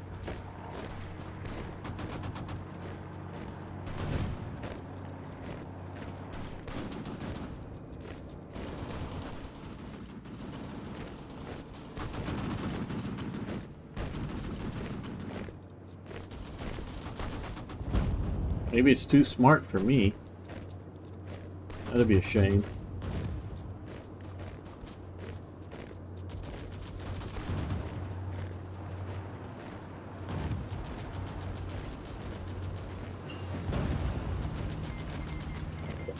Third war on the Kingdom of Greece. Right, yay, good. We'll let these go now.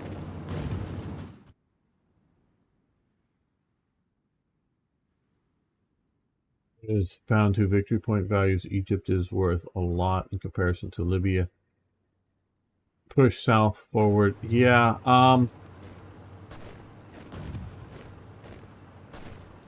they're about ready to hit there, so let's join. Well, yeah, let's push in there.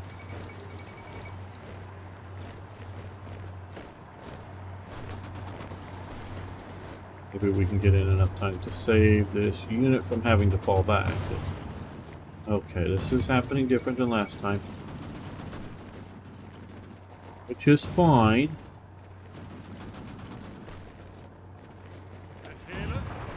You go back there, Rommel.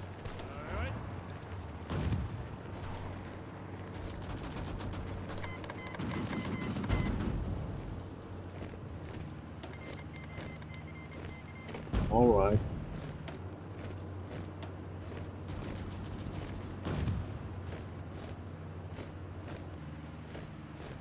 Once we get these going. Oh, all right.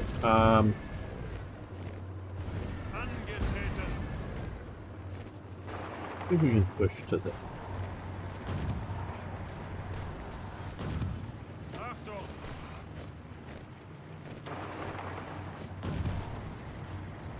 There we go.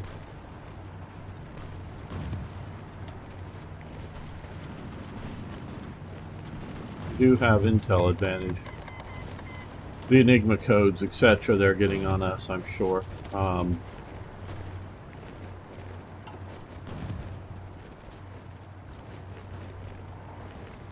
We have a bunch of air experience, so let's come out so we don't have that going boom, boom, boom all the time.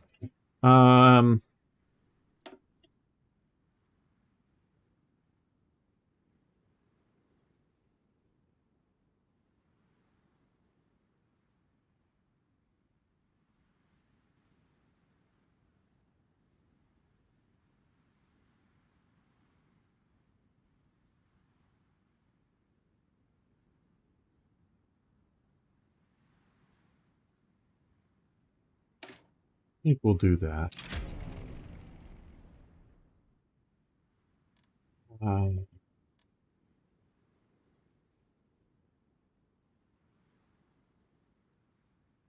They're not really doing strategic bombing much. We could come down here, maybe grab up here.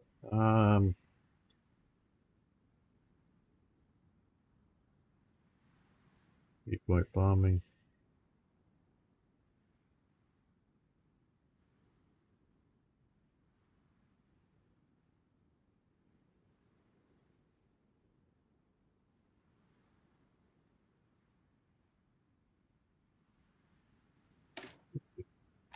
Help us out the most.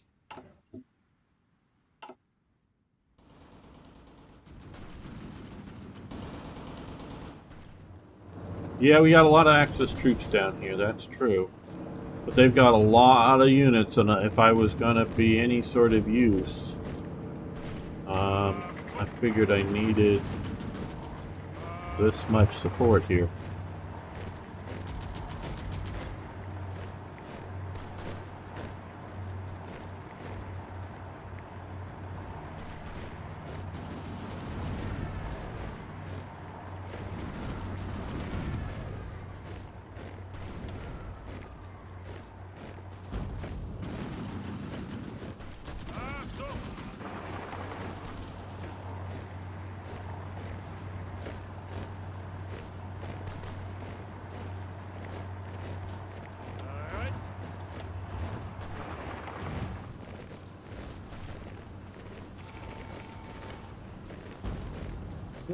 Non-aggression, yeah, I guess we'll do a non-aggression with you. Maybe you'll want to come into the Axis. More likely, though. Okay, we're pushing in. Yeah, you Russian too.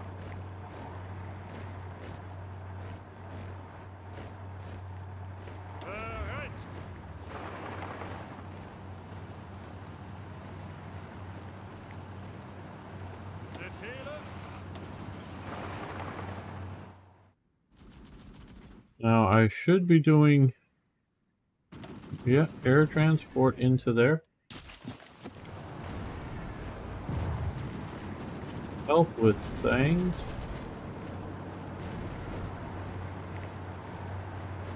Befehle? Bereit.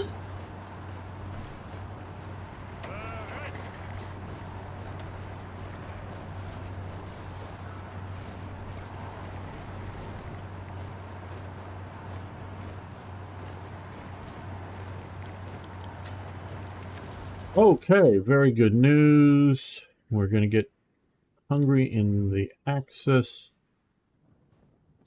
which will allow me to do this. We've been gaining more political power. We'll get 4 more military factories. Hungary will get 8 more. That is very useful. Let's see how much. Oh, research and exactly. Not exactly sure.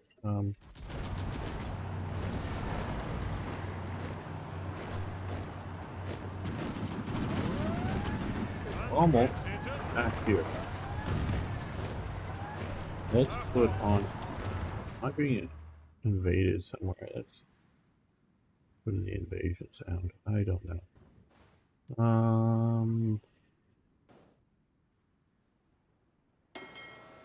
Marines are coming into port. Okay, now I don't see an invasion of German territory. Okay. Yeah.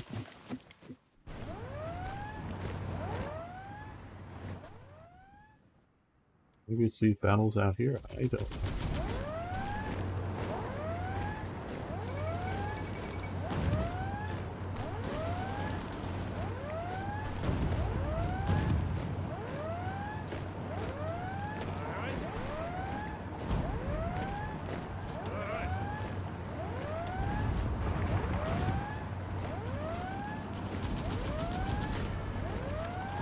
Falls ill. Not good news. So it's still, I don't think it's time. I think you just get slaughtered if I drop my paratroopers into there.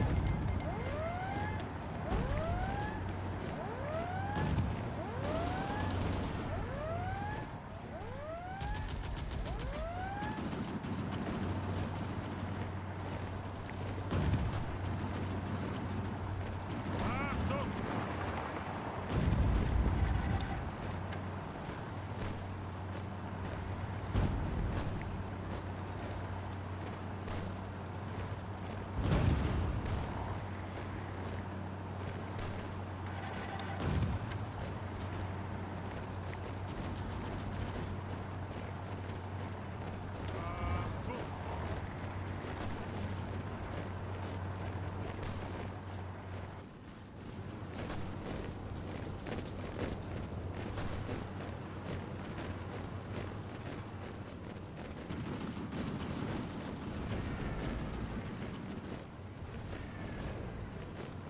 Now, unlike the first time I played this, we were able to cut off units and destroy them. Where this time we pushed them back, which... I mean, it's better than us being pushed back, but it isn't necessarily as good an outcome. Maybe they'll move in a bunch of people there, and then we can cut them off.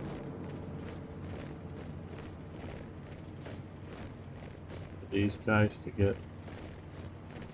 Yeah, there's two divisions at least over there of some sort.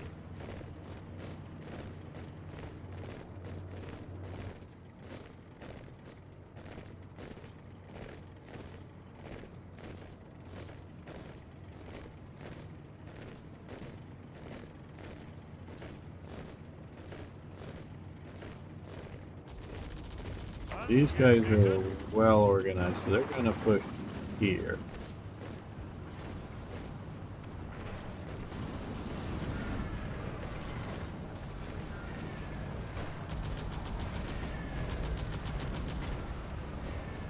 Waiting for that. Okay, good. We have some Italian backup there.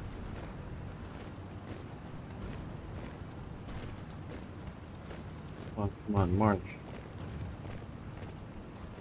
I want you to get there. There we go. That's what I was waiting for. Aye, Rommel and one of these divisions. Let's see if we can push down into there aye. Achtung. with support from you, but just support, because I don't want to overextend and get cut off again.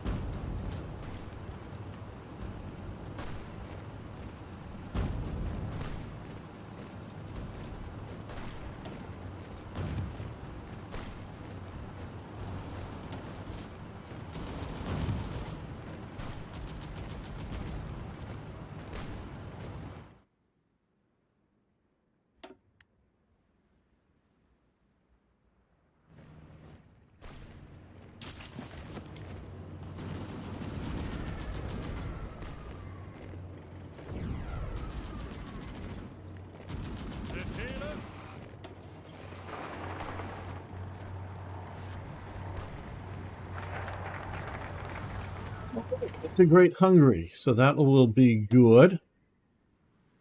You could reach the port. Yeah, I want to reach that port really bad. Or Niagara. Okay. Yes, let's try to get Bulgaria into the Axis, and that would give another front to the Italian war there. We can see here now that we have the Hungarians, they're gonna hopefully move to better borders to watch.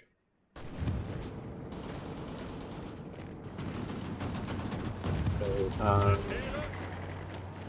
you move forward too. Angetreten. Up there to keep from being cut off. Yeah, that's just way too much. Okay, there we go. We got a bunch of military factories.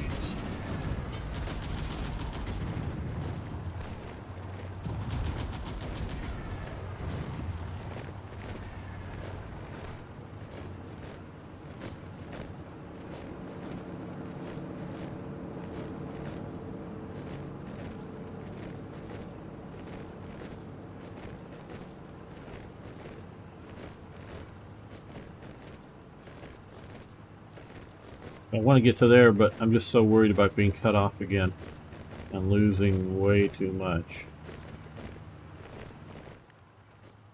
Okay, now with the more military factories. And we have enough aluminum. Let's go with that. More support equipment. We can take a quick look here at our... Okay, we need anti-tank guns badly.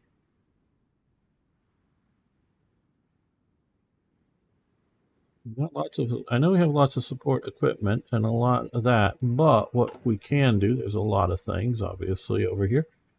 Let's take a quick look to see if there's something that I want to prioritize more than what I'm thinking about doing.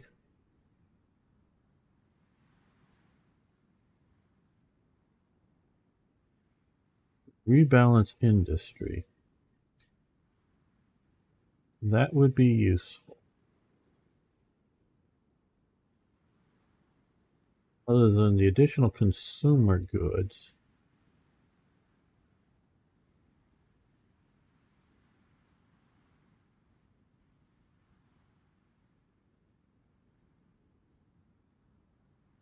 Let's see about closing off Sweden to other nations. But right now, what we're going to do is pre-war stockpile. So we now have 1.77 million men, and we're going to also do the second Wella of divisions. Hello, Nazgul 41. How you doing?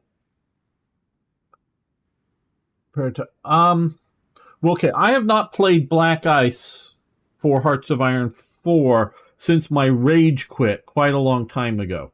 And that was, for those of you who have not paid attention, I don't expect everyone to, that was over there, in my opinion, overly dramatic. Even just one state in penalties for invading the Soviet Union.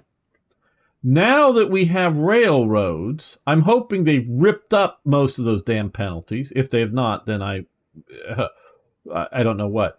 Because we now with railroads, we're doing the supply penalties, and what supply is based on the railroads should be, not stupid modifiers that they were doing. So that got me to rage quit. So I have not gone back in and looked at it since they've added railroads to the game. I don't know how much they've done. This is a different way of doing a realistic conversion of the game. I like this. If it wasn't for that one major problem, I'm sure there's, with all these things I have minor disagreements with, and that's not looking for perfection. But this is pretty good. So I don't have a recent Black Ice experience to say which I like better or whatever. So they both have their benefits. Well,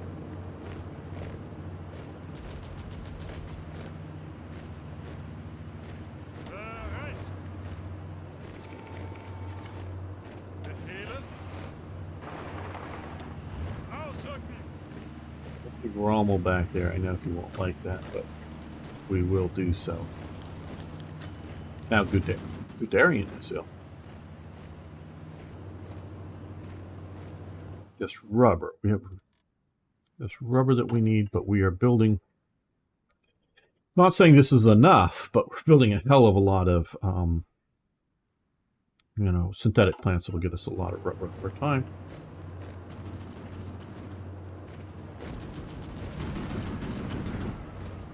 I think we need to start attacking there now. I think I should have waited for that one unit to get to the next. Angetreten.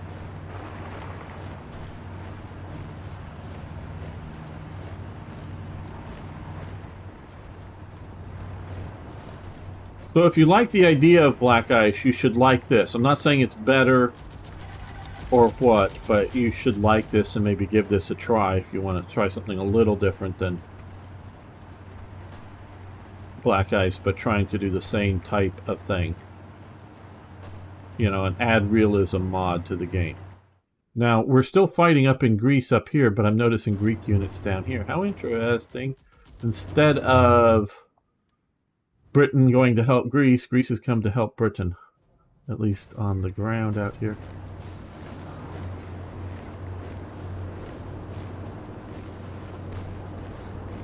Okay, you support that attack. No, we're not winning it. That's the problem, of course.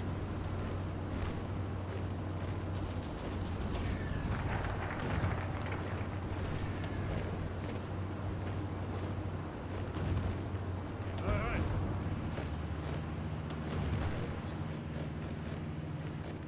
Okay, let them out. Hoping to cut off all these guys.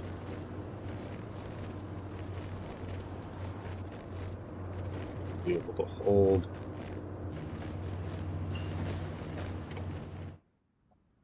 Okay, we're almost to the next year. I see. I'm more used to well, I played HOI III a whole lot, but not the earlier games based off of HOI II production system. But I'm thinking of trying it out again. I just know that vanilla is wonky and okay, I would say vanilla is a whole lot less wonky than it used to be. I would say maybe not even wonky at all. Just bland, maybe. I mean, bland may very well be still an apt description, but so I would give World Ablaze a try. If you like sort of Black Ice of Hearts of Iron 3 days, this is definitely moving the game in the right direction. Whether it's enough of the right direction or not is a different question, but okay, now that we've got a few more divisions out of there, let's see. We're going to take this division. Achtung! That is 2 divisions. Alright, go for this. Okay, well you're attacking up in the north. Let's hit you with a Panzer division. And you're going to support that attack.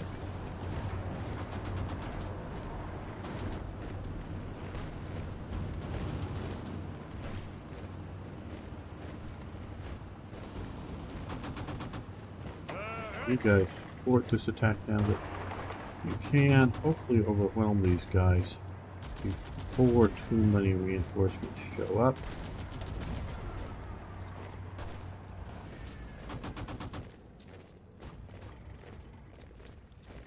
But no.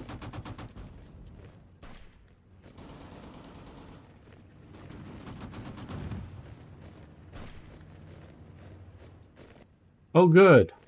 Looked like the Australians were showing up. Yay! The Indian Army is here in big force.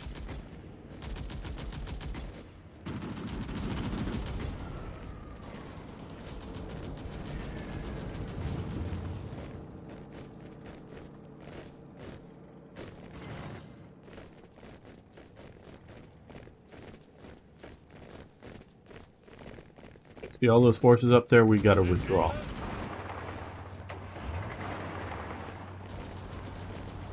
All those forces could hit City Brani. I know it's fortified and all, but they could hit up there with just the Italians and push through. Or they could hit down here, maybe a bit too much, or even way out here now and surround me entirely. Learn from my mistakes. I try. That Yoda enough? There.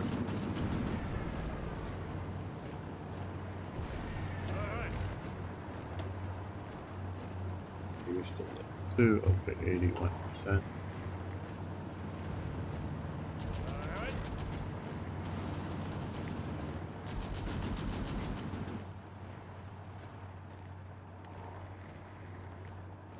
Ausrücken!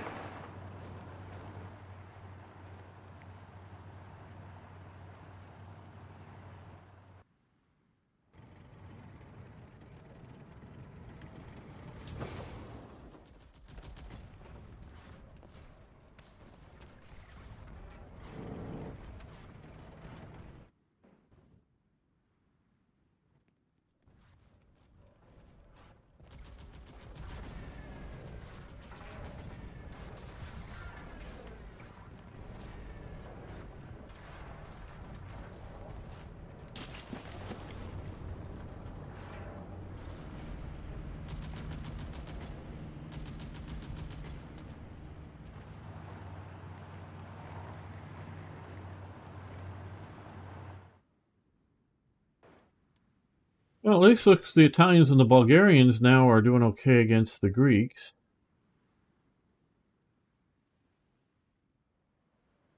That's at least an improvement.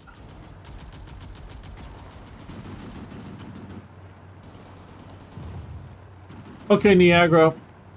See you tomorrow.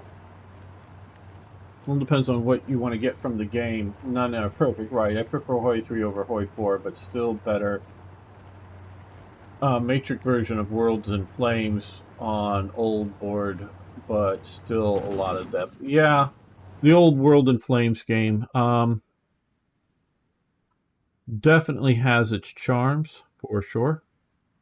Okay, Balkans Treaty. March south. Fate of Yugoslavia.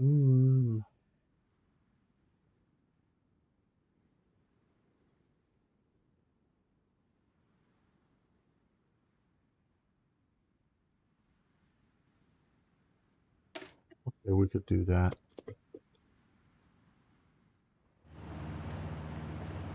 Angetreten.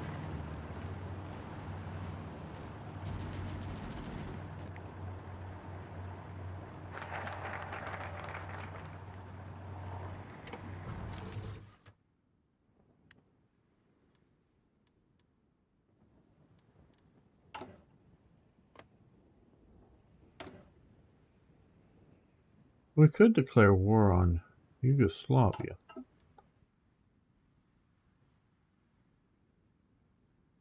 Well, you know, when one war fails, World War II teaches us you can always go into another war. Right? Right? Now we're January 1. Sometimes it's a little better to let this fill out,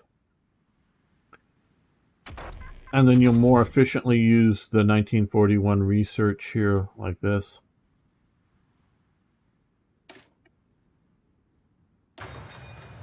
And we're, you know, already partly done. Now, do we want to do this? Efficiency gain 400. No, that's going to take more than a year. Now, it'll be done before. No, not too long. Okay, but we'll wait on that.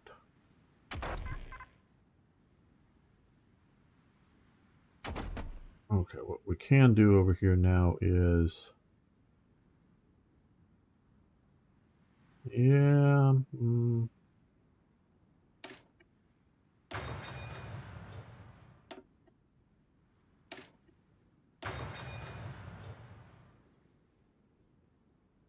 Good to know. What's current version of HOI IV? I assume Blaze is working on current. Yeah, it's working on. I have all the DLCs, but I'm not sure what DLCs are needed. Quite honestly, I'm not sure. I don't have the Balkans DLC. I just never bought it. That was mostly just Balkans immersion stuff. So I'm not sure what's needed. Like I say, I have all but that, and obviously it's playable without that. So I don't know exactly what you need. Otherwise, DLCs versus paid DLCs versus just free updates to the game. I'm not absolutely sure. You can ask around with the World Ablaze people, and I'm sure they'll tell you exactly the answer. Problem with new games in many war franchises is they become more simpler and bland trading complexity or fast-paced experience. Unfortunately, it also includes some new designs and mechanics that made harder to go back to the old titles. Yes. Yeah, you're right about that. But yeah, the Division designer is pretty good in HOI IV. Production mechanics is much better. The big problem for me, or one of the big problems with Hearts of Iron 3, is that they're no longer working on the combat AI, but they are intermittently working on the combat AI for Hearts of Iron 4. So it is definitely improving over what it started out as. But it is... Hey, Starstreak. Going well? Well, I'm going well, but the war ain't maybe so much. Okay, chat, what do we do here? What do we do?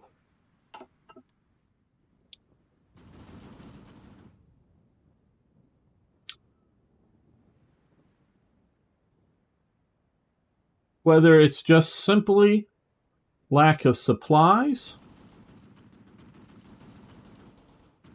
I do have some aircraft flying supplies in. But whether it's lack of supplies or other factors keeping me from pushing through all of this, and we can see that we now have the Australians shown up.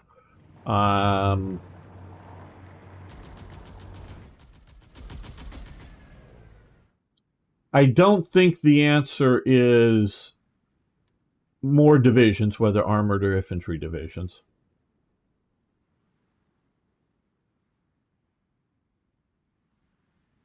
we won't have enough navy, I think, to do naval invasions. Because I don't know that the Italians will control whatever enough. But maybe, I don't know. You try to do, try to either invade, here and then land here and come around this way, which is sometimes what I want to do.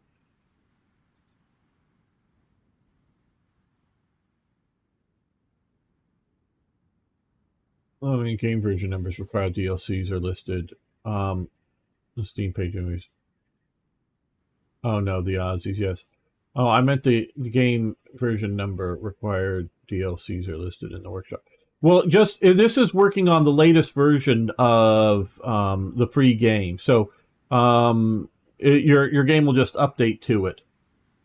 The free version of HOI IV or whatever, the basic one. It'll just update to the latest one with Steam.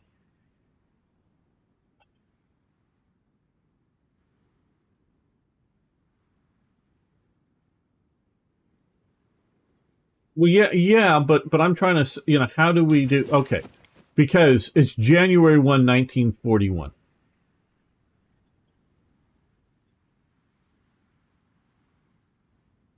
So do I go Bevan Alexander? He's sort of a strategic historian, is sort of how he titles himself.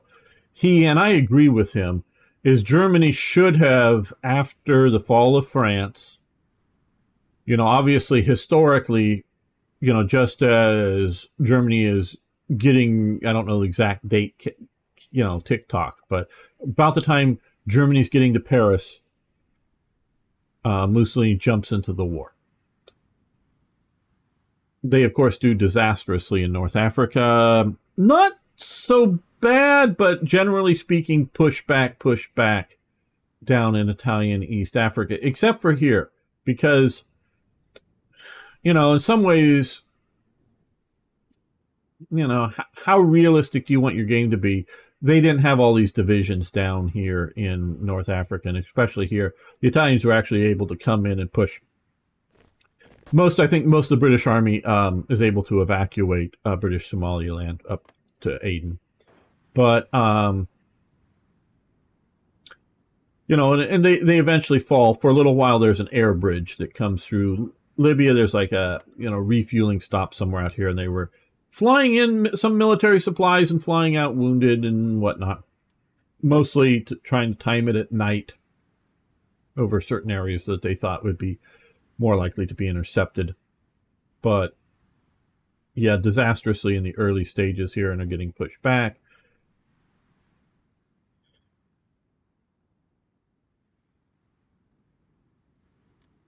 Now I've been warned, I believe the warnings is that the Soviet Union is getting stronger. And so if I wait to start the war in 1942 or Barbarossa in 1942, I'm going to be facing some sort of monumental Soviet Union.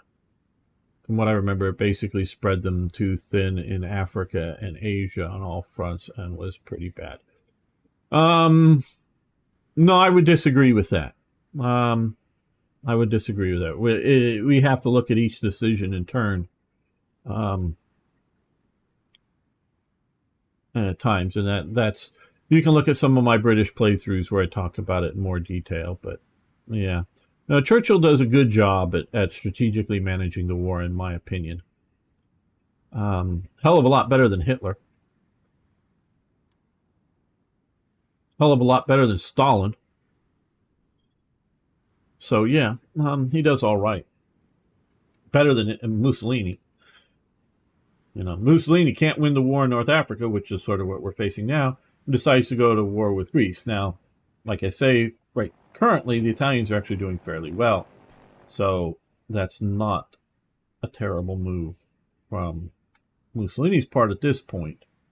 And it's sort of what we're facing here, too, is that he was unable to be victorious down here and just simply putting in more divisions for multiple reasons. Some of it is sort of infrastructure, in that, how much can these ports actually support, but also just ships being lost to British submarines and other naval and air attacks.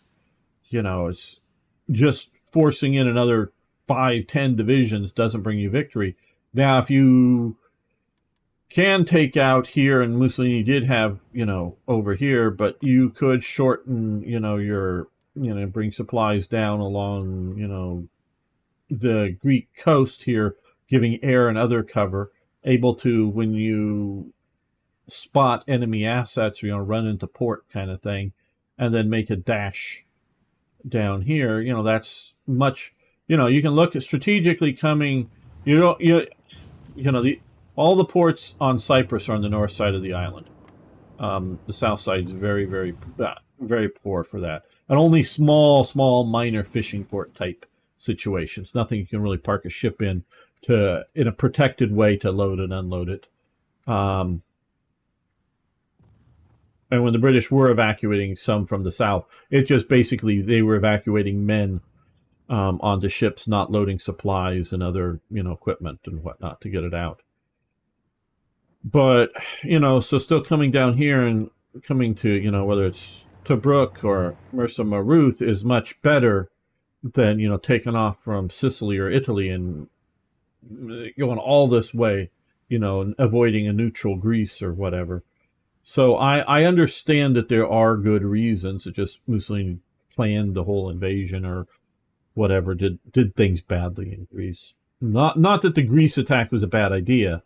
It just was executed poorly, and so poorly it helped with the creating of partisans and other things.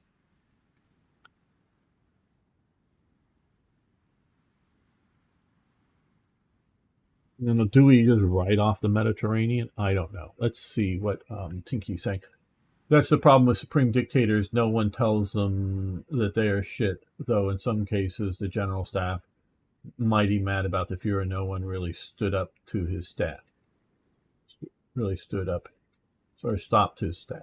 Okay, well, he picked basically yes men for, his immediate staff, Tinky. So that's part of the problem. And there were generals that stood up to him. They got fired, basically, like Guderian and von Manstein eventually. So, yeah, German generals often like to blame Hitler, especially since after the war they couldn't defend it. But often both parties, oh, well, there's plenty of faults. Look, you make bad decisions in war because you don't have all of the information. You never have all of the information.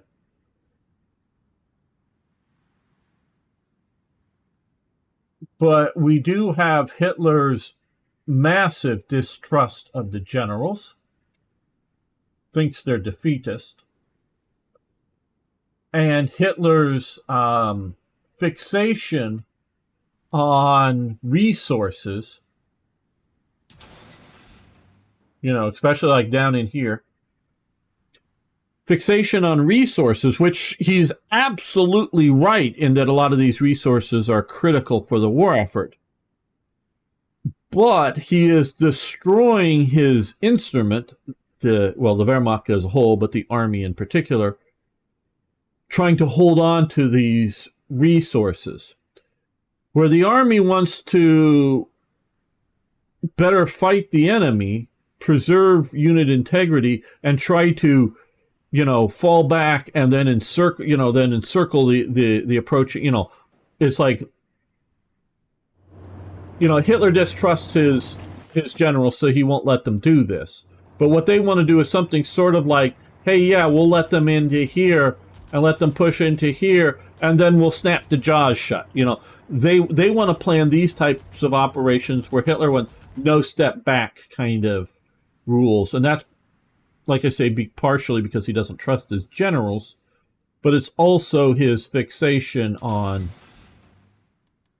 necessary resources, whether it's the oil that's up here or oil some down here, but other critical resources for ongoing production. But if you destroy your army fighting for these way out here, it don't matter that you're building more tanks here because your army's destroyed. Or you're building tanks, but for every 2 tanks you're building back here, you're losing 3 up here, or whatever it is. To just hold on to these resources. So it's diminishing returns. And so there's a lot of that, especially in the most of the failures for Barbarossa and then Case Blue down into here that the army makes. Those are bad decisions based on bad information. After that point, it becomes the stubbornness of Hitler that costs them a lot, is how I would see it. And yeah, dictators are always right when in power after he's an idiot. Yeah. Not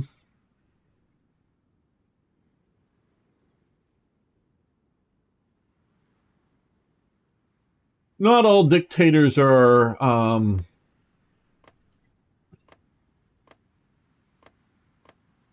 the democratically elected leaders can be equally as blind as dictators, especially when you're talking about once a war has started.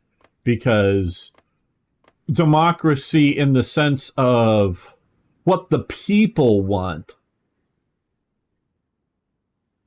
is gone. It's what the war needs. Once you're at the war. I don't think democracy has much. It's the lack of confidence of Neville Chamberlain, not that they wanted to hold another political election. And there was obviously in essence, I guess you could say, is the king steps in to a degree as a dictator, and replaces as head of government Neville Chamberlain with Churchill. And yes, there is eventually the American election that reelects FDR, and then he dies after it. But I really don't see, when you're really at war. And I'm not talking about sending off, whether it's Britain during the 19th century and, sending off, armies to fight the borders around India, or, after Chinese Gordon gets, where's Khartoum? Is Khartoum? Yeah, Khartoum's here. After Chinese Gordon is killed in Khartoum. Now it's about like 10 years later, but the military expedition and with the ending up with the Battle of Omdurman, if I'm pronouncing that somewhat correctly. Those are expeditions, or like the American expeditions into Vietnam or Afghanistan or Iraq more recently. Those aren't the nation at war. A nation at war is like Ukraine being invaded. And I really don't think that you have, any more, just because they're democratic leaders.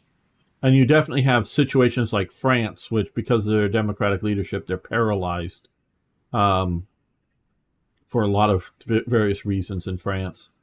So now, where of course you do have, once the war is going, now of course you do have the idea of dictators are more like, yeah, go to war, without asking, the people or the Senate or Parliament or whatever. Absolutely. In those stages, you definitely have more consultation with representatives of the nation, if you will, than a dictator. But once you're at war, I really don't see a lot of difference. Yeah, at least that's my analysis, and I'm also looking at the broad scope of history, not just World War One. World War II. I'm looking at World War One, but I'm also looking at the Napoleonic Wars and whatever. Okay, let's go back. I do like to interact with all you guys. Power problem is that they had no fuel and they knew it. Yeah, there's the fuel problem, most assuredly. But the fuel problem, once case blue fails, the attempt to come down in the Caucasus, they got all of this oil up here. They don't even try to touch the oil up here, other than sort of kind of get a little bit of it back into production, but I don't know, 10%, I'm just throwing that number out, but it could even be less than what it was before the invasion starts. They don't even start to do that, start to put that into production until after the failure of the Caucasus campaign and the withdrawal down here. Then they go, oh shit, this isn't going to work. What else can we do? Oh, well, let's start. Well, they never do much up here because the Soviets eventually pushed them out by the time they actually sort of start. But they could have, from day one, put energy into getting the oil operations functioning back up here, and would have materially, I'm not saying it would have won them the war, but materially improved things. All things being equal, they would have had 10% more, 20% more oil. I don't know. Or even just 5% more would materially improve things. Let's see. Hitler could very easily be steered and manipulated. For example, Donuts, with his obsession with building more and more U-boats, could play. Okay. I would not call Hitler easily steered or manipulated, but I do see, generally speaking, I will grant that Hitler does not understand naval warfare. And so he is where he thinks he understands, and he understands it sort of in World War I terms, not in the mobile warfare terms, but in the World War I terms, he understands World War I warfare pretty damn well, I would say. Not saying he's some brilliant strategist, but he understands, combat and, that kind of stuff. He does not understand naval war. That's similarly, Napoleon does not understand naval war. So he is more accepting of experts' opinions on the naval war than he is on the ground war.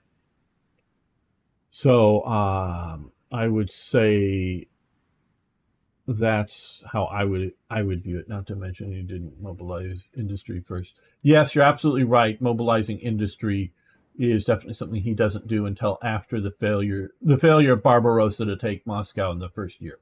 And it's only then does he really start to mobilize industry. And that just started then.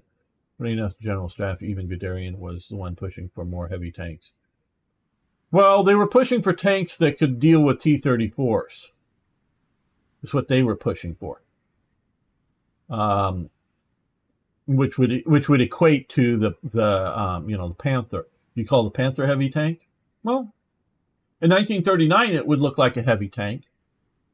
In 1945 it looks like a medium tank. So it's there's how you want to do it. They even ended up with some ridiculous ideas like the mouse. Okay, well the mouse was really Ferdinand Porsche's idea. Nobody wanted it. Nobody wanted it. Of any of the combat command unit elements.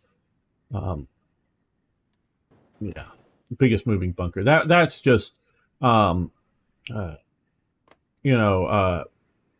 Porsche just wanted a hybrid tank, and so he wanted a diesel electric tank, like modern hybrid peoples.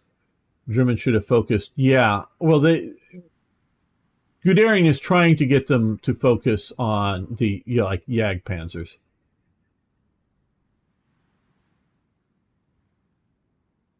Yeah, on your barrel against Russian tanks. Yes, the Panzer Jagd Tigers. Yeah, we can talk about some of this stuff. One thing I thought is very interesting is you don't see a Jagd Tiger 1, because the only Jagd Tiger we have is based on the Tiger 2 hull.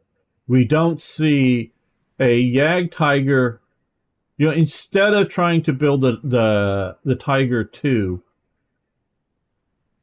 part of the is wanting heavier armor, dealing with stuff, but part of it is the heavier gun. Is you could have made a YAG, you could have did a sloping front Tiger One hull, but YAG Tiger, sort of like a YAG Panther, but put that high velocity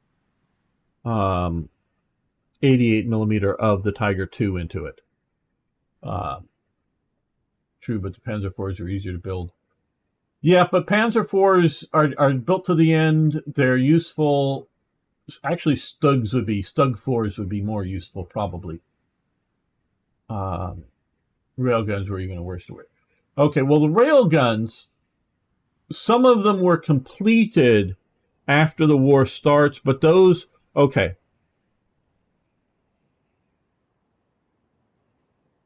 Well, okay, we're going to end this episode here. Not the live stream, everybody. I hope you all find this talk fascinating.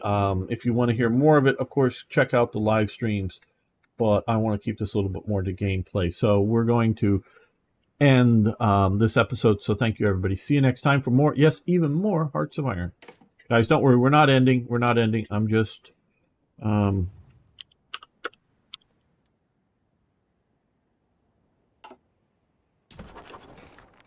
ending the live stream here. Okay. Why the railguns? Well, you have a toolbox, shall we say. And you're trying to, and you have problems. And so how does the army get through super fortifications? Well, with very big guns. And, of course, they move them around on rails. Some of them, like Thor, and similarly the big mortars, those were moved by rails, but then they sort of set them down and had big tracks. They were sort of, track moved locally. There were some fired from the rails, like the Anzio Annie. I forget the exact designations of the guns. But... so they look at that and go, well, okay, how do we blow up these fortifications? And the railway guns aren't that bad of an idea. They really aren't. The problem is they don't get to have any airplanes. All the airplanes belong to the Luftwaffe. I mean, that's virtually true, not 100%, but it's virtually true. So all the planes belong to the Luftwaffe. Now, of course, the Luftwaffe, well, we could bomb these bunkers. But see, the Army can't bomb the bunkers because they don't have any airplanes. And the Army doesn't want to rely upon a different branch. So the idea of the railway guns aren't bad. They're just not coordinating well between Army and Air Force. And I don't, in a practical sense, I don't know how more accurate low-level bombing would be versus railway guns of hitting targets. Because presumably with both of the, with the railway guns, you can't see the target. You're taking on reports, and then bombs are not precise either. So, yeah, I don't know which is better. Now, of course, the railway guns, of course, can be bombed from the air, and they don't work so well. But they're not, for especially a 1930s solution for an army, they're not that. But they go too far. Absolutely. So I sort of kind of defend the railway guns to a point. But they definitely, it's mostly finishing up the ones they've already started. Quality, yeah, Germany's always looking for high quality stuff. Germans need cheap, reliable medium tanks. Instead, they went into more complicated, semi-experimental. Absolutely. T-34 was extremely crude and flawed, but it was, easy to mass produce by people literally out in fields because some reports of, oh, hey, yeah, this is where the factory is going to be. Let's drop off the machinery. And they literally just started putting it out in the fields because they're going to start building the building, before winter sets in, hopefully, but get into production in the field next to where the factory is going to, be built. So, yeah, I mean, they just sort of build stuff in fields, let alone in sheds or buildings. Uh, Guderian wanted more turret tanks. He claimed in his book. Oh, okay. Well, okay. Yeah, okay. I don't remember everything in detail. And I've read his books. I have them over on my shelf, but it's been 20 years or something since I've read his book. So forgive me if I get some of the details wrong. But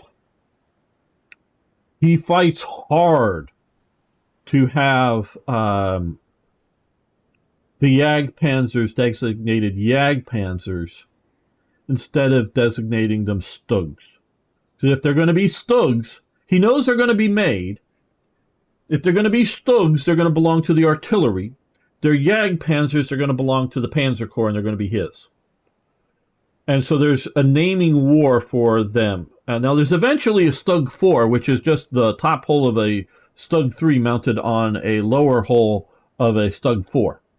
That happens because the Stug 3 factory gets bombed, and they need more Stug 3s, and they really, more Panzer 4s are good, but yeah, more Stugs are better. This is in the last days of late 44, early 45, in those kind of era.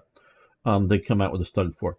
But so the Jagdpanzer 4 is a, sort of kind of an improved Stug, basing it on a Panzer 4 hull.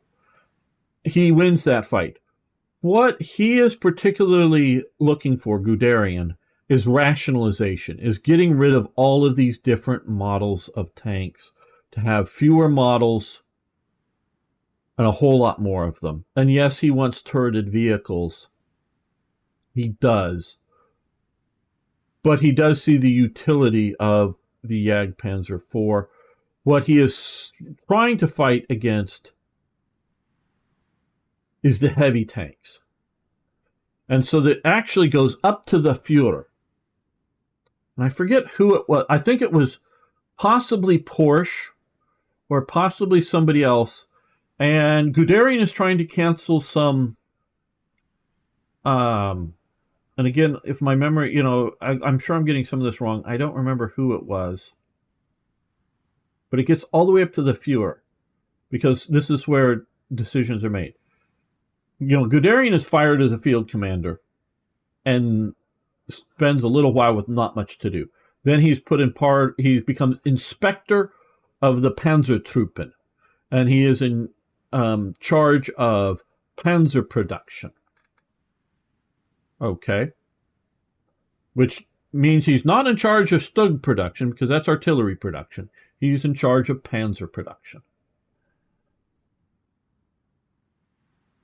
Well, again, it may be Dr. Porsche, it may be somebody else, I forget who, but it's somebody, again, who has access to Hitler.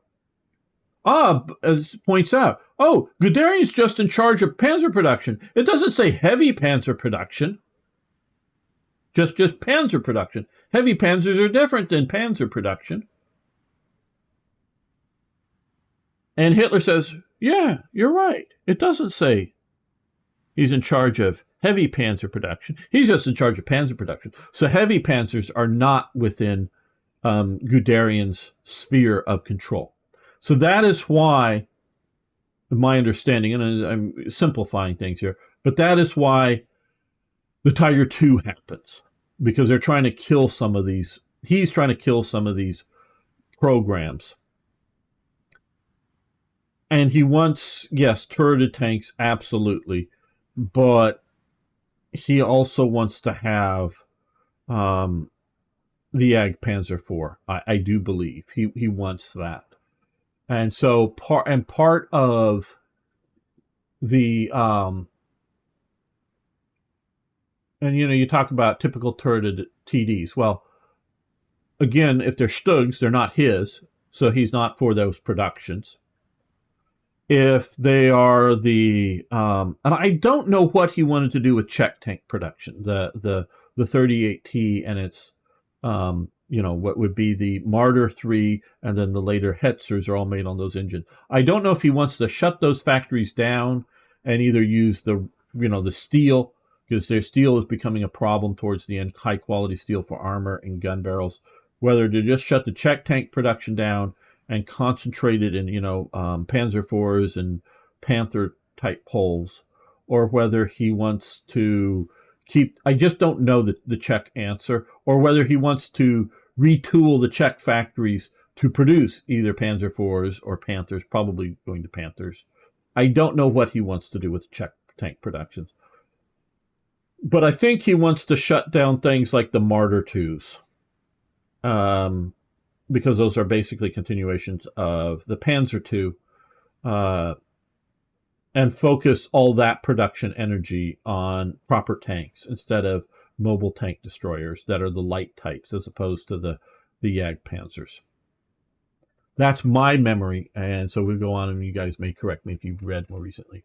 Railguns need supply way too much. Yeah, railguns have problems, but the problem with railguns I see is that they are easy to be kept off track. Yeah.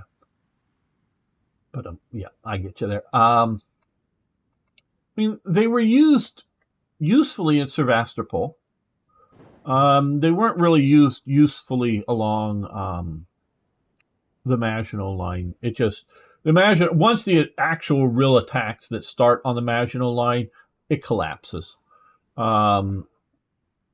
That's probably because it's sort of, after they only really start attacking the Maginot Line after the fall of the Low Countries, and that may just be that the French defending it are not wanting to die in their bunkers, to defend the wall that's already been flanked. I don't know, or whether the Maginot Line just wasn't that good.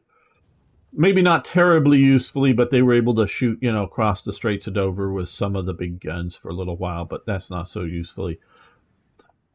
They used it usefully, Anzio Annie, the railway guns bombing the port here, but that's sort of unique in that they were able to hide it in a railway tunnel in between shots, so it wasn't like sitting out somewhere that the air reconnaissance could spot it and destroy it. So, yeah, it's a program that shouldn't have been continued at some point. Are only good in defensive positions for attack purposes, treated tanks. No, I would disagree, Arno. TDs are useful in the offense, too.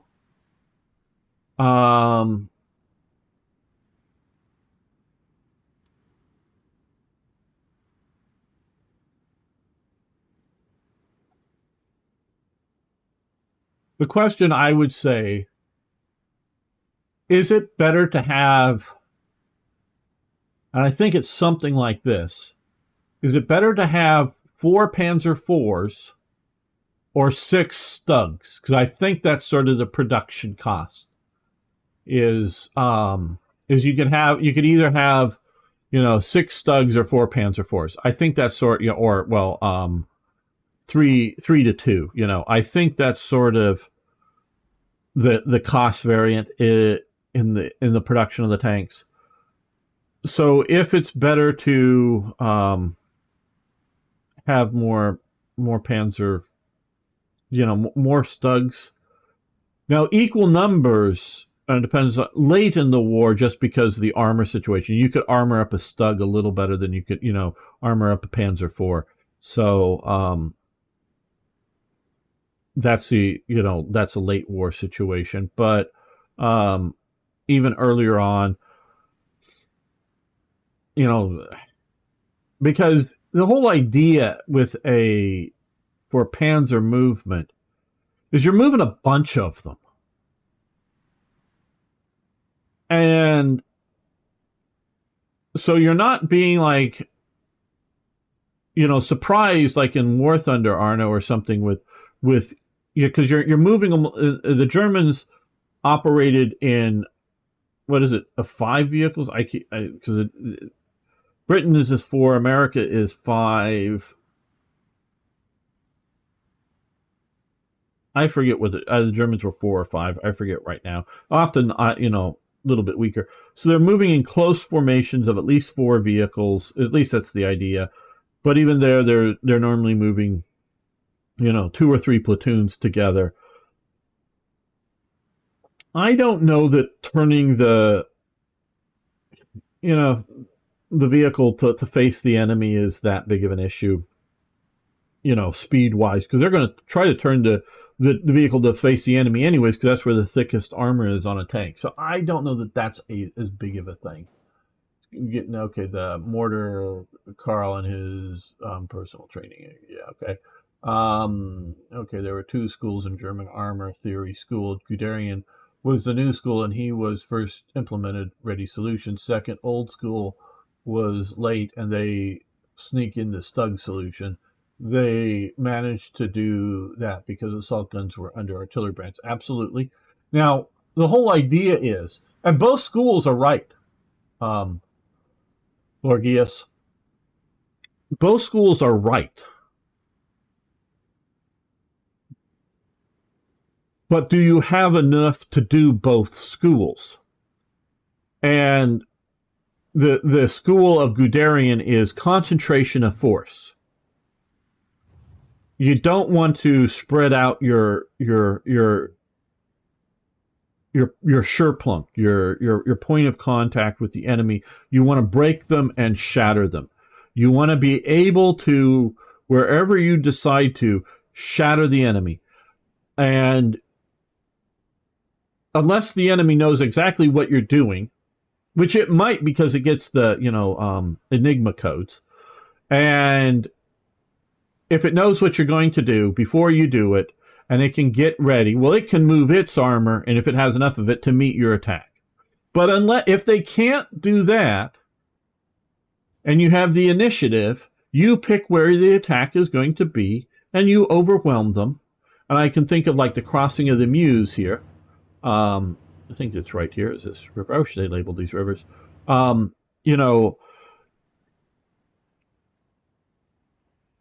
The armored forces, and I forget whether it was Guderian or whoever, or Rommel, whoever, sorry, been a long time since I've read some of this, asked for, hey, can I get all of the bombers available? Every bomber, HE-111s, the Ju-87 Stukas, can I get all of them to bomb the far side of the river? And the higher ups go, no, we need to have, there's lots of operations that need fighter or need bomber support. Well, they got all of them. How? Sort of talk to some of the lower guys in the Luftwaffe, and I forget the details of it. But, okay, yeah. And so they put all of the bombs dropped on the far side of the riverbank of the Meuse before they're getting ready to go there. So every single sortie coming out goes attacks there. Right. And then they push across the river, and of course that's little rubber rafts and whatnot. Get across, secure pontoon bridges, and start rolling the armor through. Okay, and that's what they get through, and they just bash through the French. That's unstoppable because they've had a Sherplunk that has focused all of the enemies, all of your firepower at one point on the enemy, and you can overwhelm them. Now, what is also useful is support elements to conventional divisions. I say conventional divisions because they can be, not all American infantry divisions, definitely, they're invading Northern Europe here, are fully motorized in that like everybody can get on trucks and go. No, there's a lot of need. They don't have enough trucks for that. But they're all motorized in the sense none of them are using horses. So still, but whether it's a fully motorized infantry division or a horse-drawn infantry division, or something in between, however you want to count the formations. Having something like the Stugs, or like the French are using the Renault and the Hotchkiss 35s, the little two-man tanks, those are incredibly useful because you have all of your natural reconnaissance elements of your division going out and finding the enemy, sometimes by having them shoot at you. But you go out and you find the enemy, and you plan attacks. And you figure out, well, here would be a really great place to use our, 10 tanks or 10 Stugs or whatever it is for the division. Or 12 or whatever the number might be. And so you concentrate the force there, and you overwhelm them, and having all your divisions have that. That is incredibly useful. It saves lots of lives. It keeps the momentum up of a lot of forces. It's very good. They're both correct. And in a way, they're both correct in that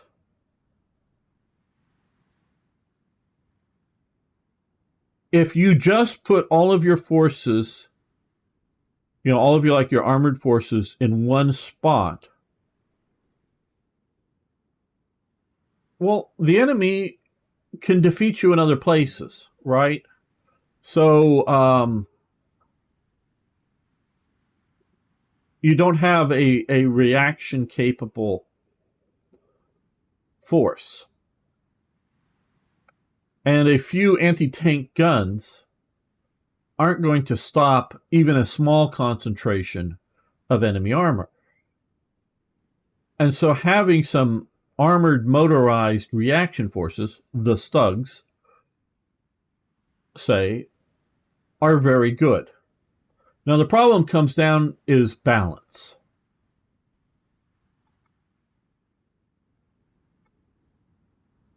And when the war looks like, when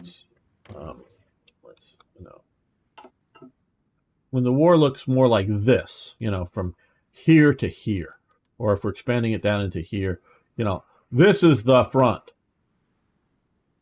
And if you go, okay, we're going to have 3 Schurplunks, north, central, and south, that you're going to organize your army. Okay. Well, that leaves a lot of area that even if you have 3 of those, with just infantry divisions, with towed anti-tank guns, even if those are motorized towed anti-tank guns. And one thing with an anti-tank gun is, now the Soviets, towards later of the war, not as bad, but early on, don't have, but the Americans and the British do is, oh shit, there's anti-tank guns there. What do? Oh, we get on our radio or field telephone and call in artillery on those anti-tank guns. Boom, boom, boom, boom, boom. The anti-tank guns are now useless, either knocked out, forced to retreat, kill the crew has to abandon the gun, whatever.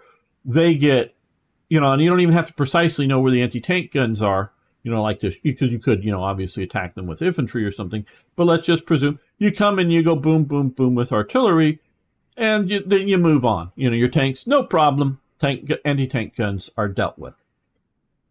Soviets have a problem because they don't have enough radios to do that effectively. Their barrages are mostly, at least my understanding, and I'm not an expert on all the Eastern Front stuff, especially from the Soviet side, but mostly they're planned barrages. Okay, we're gonna start the advance at 6 a.m. Okay, so starting at 4 a.m. in the morning, we start firing artillery at these positions that we've reconnaissanced and know that there's enemy there. And they stop firing at 5:30 a.m. And so that, give you a half an hour chance for the artillery to properly stop, and then, maybe the Soviets are less safety conscious than that or whatever. But it's planned barrages. So unexpected things, the artillery really isn't going to help you with. But with something like a Stug that's armored and protected from basically anything but a direct hit with artillery, that isn't such a big problem. And so having the stugs around are very, very useful. And because obviously Germany cannot produce everything it wants to, even if it could fuel everything it wants to, which it can't, it has a problem. So I know, and I come down on sort of like a 70-30. 70% Guderian, 30% the other guys for control of, other armored forces spread around as support elements. That's probably where I would be, and we could, fine tune the percentage. That's how I would do it. I think for Germany, for World War II, for that, Guderian is mostly right and should have most of the armored production, the truck production. Keep it focused with some really good, well-maintained divisions that are not thrown away uselessly, are not put in the line to stem against massive Soviet assaults in bad locations, play the flexible game. He isn't allowed to, obviously. Von Manstein is eventually fired because that's what he wants to do too. Rommel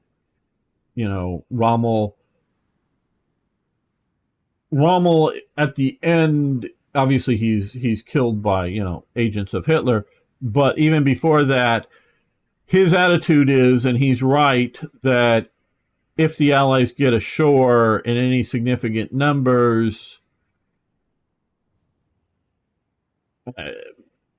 they're not going to be dislodged. He realizes that, and he's correct, because he's watching what's happening down in the south, down here, including his battles, and then invasions of Italy and Sicily and whatnot.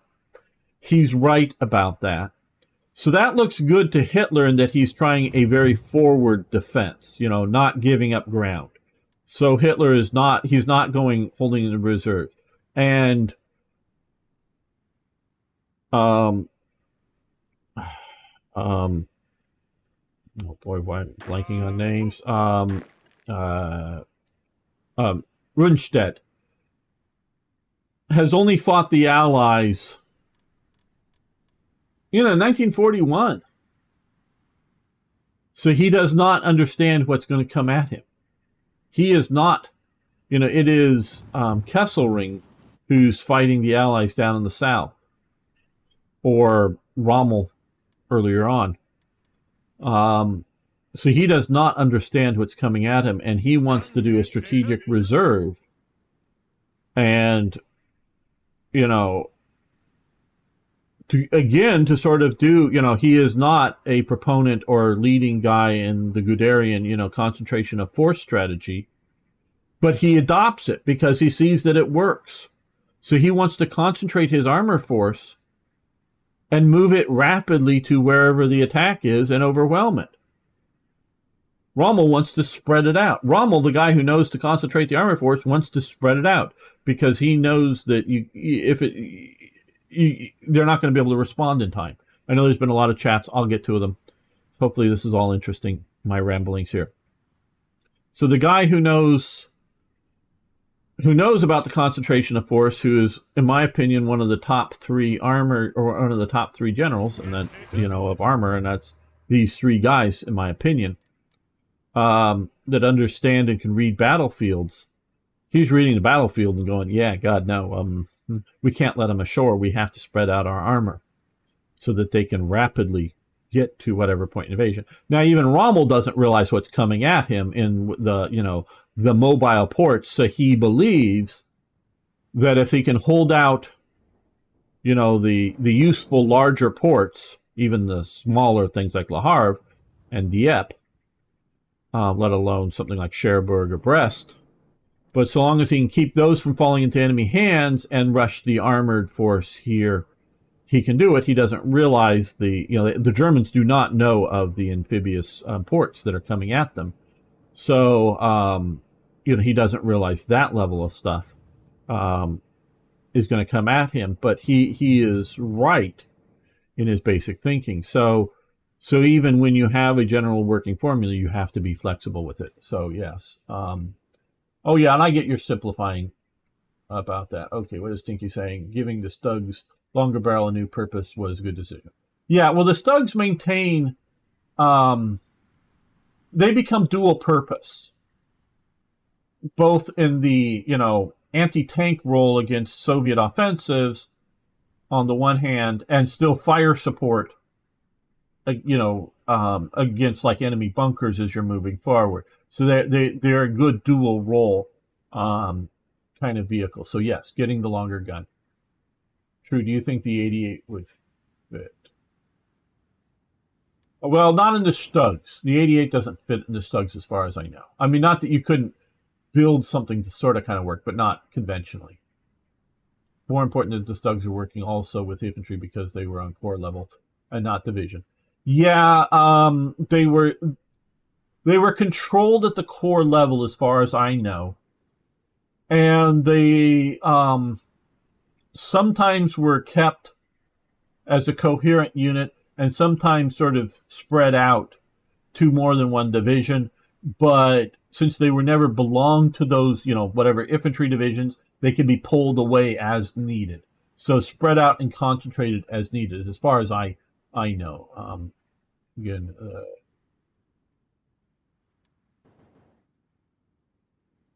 yeah, I think he was right. Nevertheless, failed objective. Okay, lacked the English word. Okay, I don't know. Verschuel. Breach. Okay, breach. Yes. Yeah. Well, yeah. You need the long breach. Okay. A Nashorn, Arno, is basically a unarmored Stug hull. Okay. So you can get into War Thunder and see how big that big gun is, and that's an unarmored Stug hole there. And if you try to put all of that, swinging that ammo around to load that big breach and all of that stuff down in a Stug, it just ain't going to work. That's why they moved the engine up forward and did a big open compartment in the back, and then used the really long 88s in the Nashorn. So that sort of gives you a size comparison, and that. In what you think of as Stug, I don't think it's going to in a realistic sense, it isn't going to fix. Opposing Stug, you just need to produce Stugs like crazy. As long as Germans are fighting, they were planning at the beginning movement, had low casualties effective.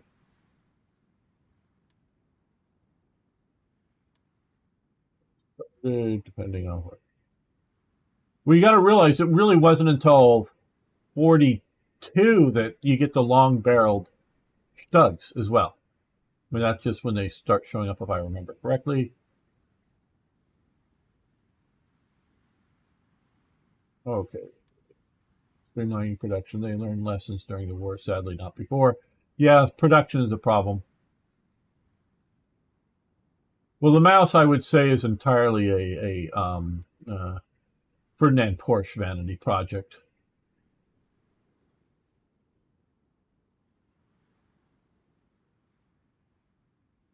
Yeah, the cannon from I don't know what the Anter seems to have fitted. From the Panther. Panther. Not in the, let me see if I reread this. No, the Hetzer is using, I think it's the L48 gun, but with a chopped barrel. It's not the L70 gun.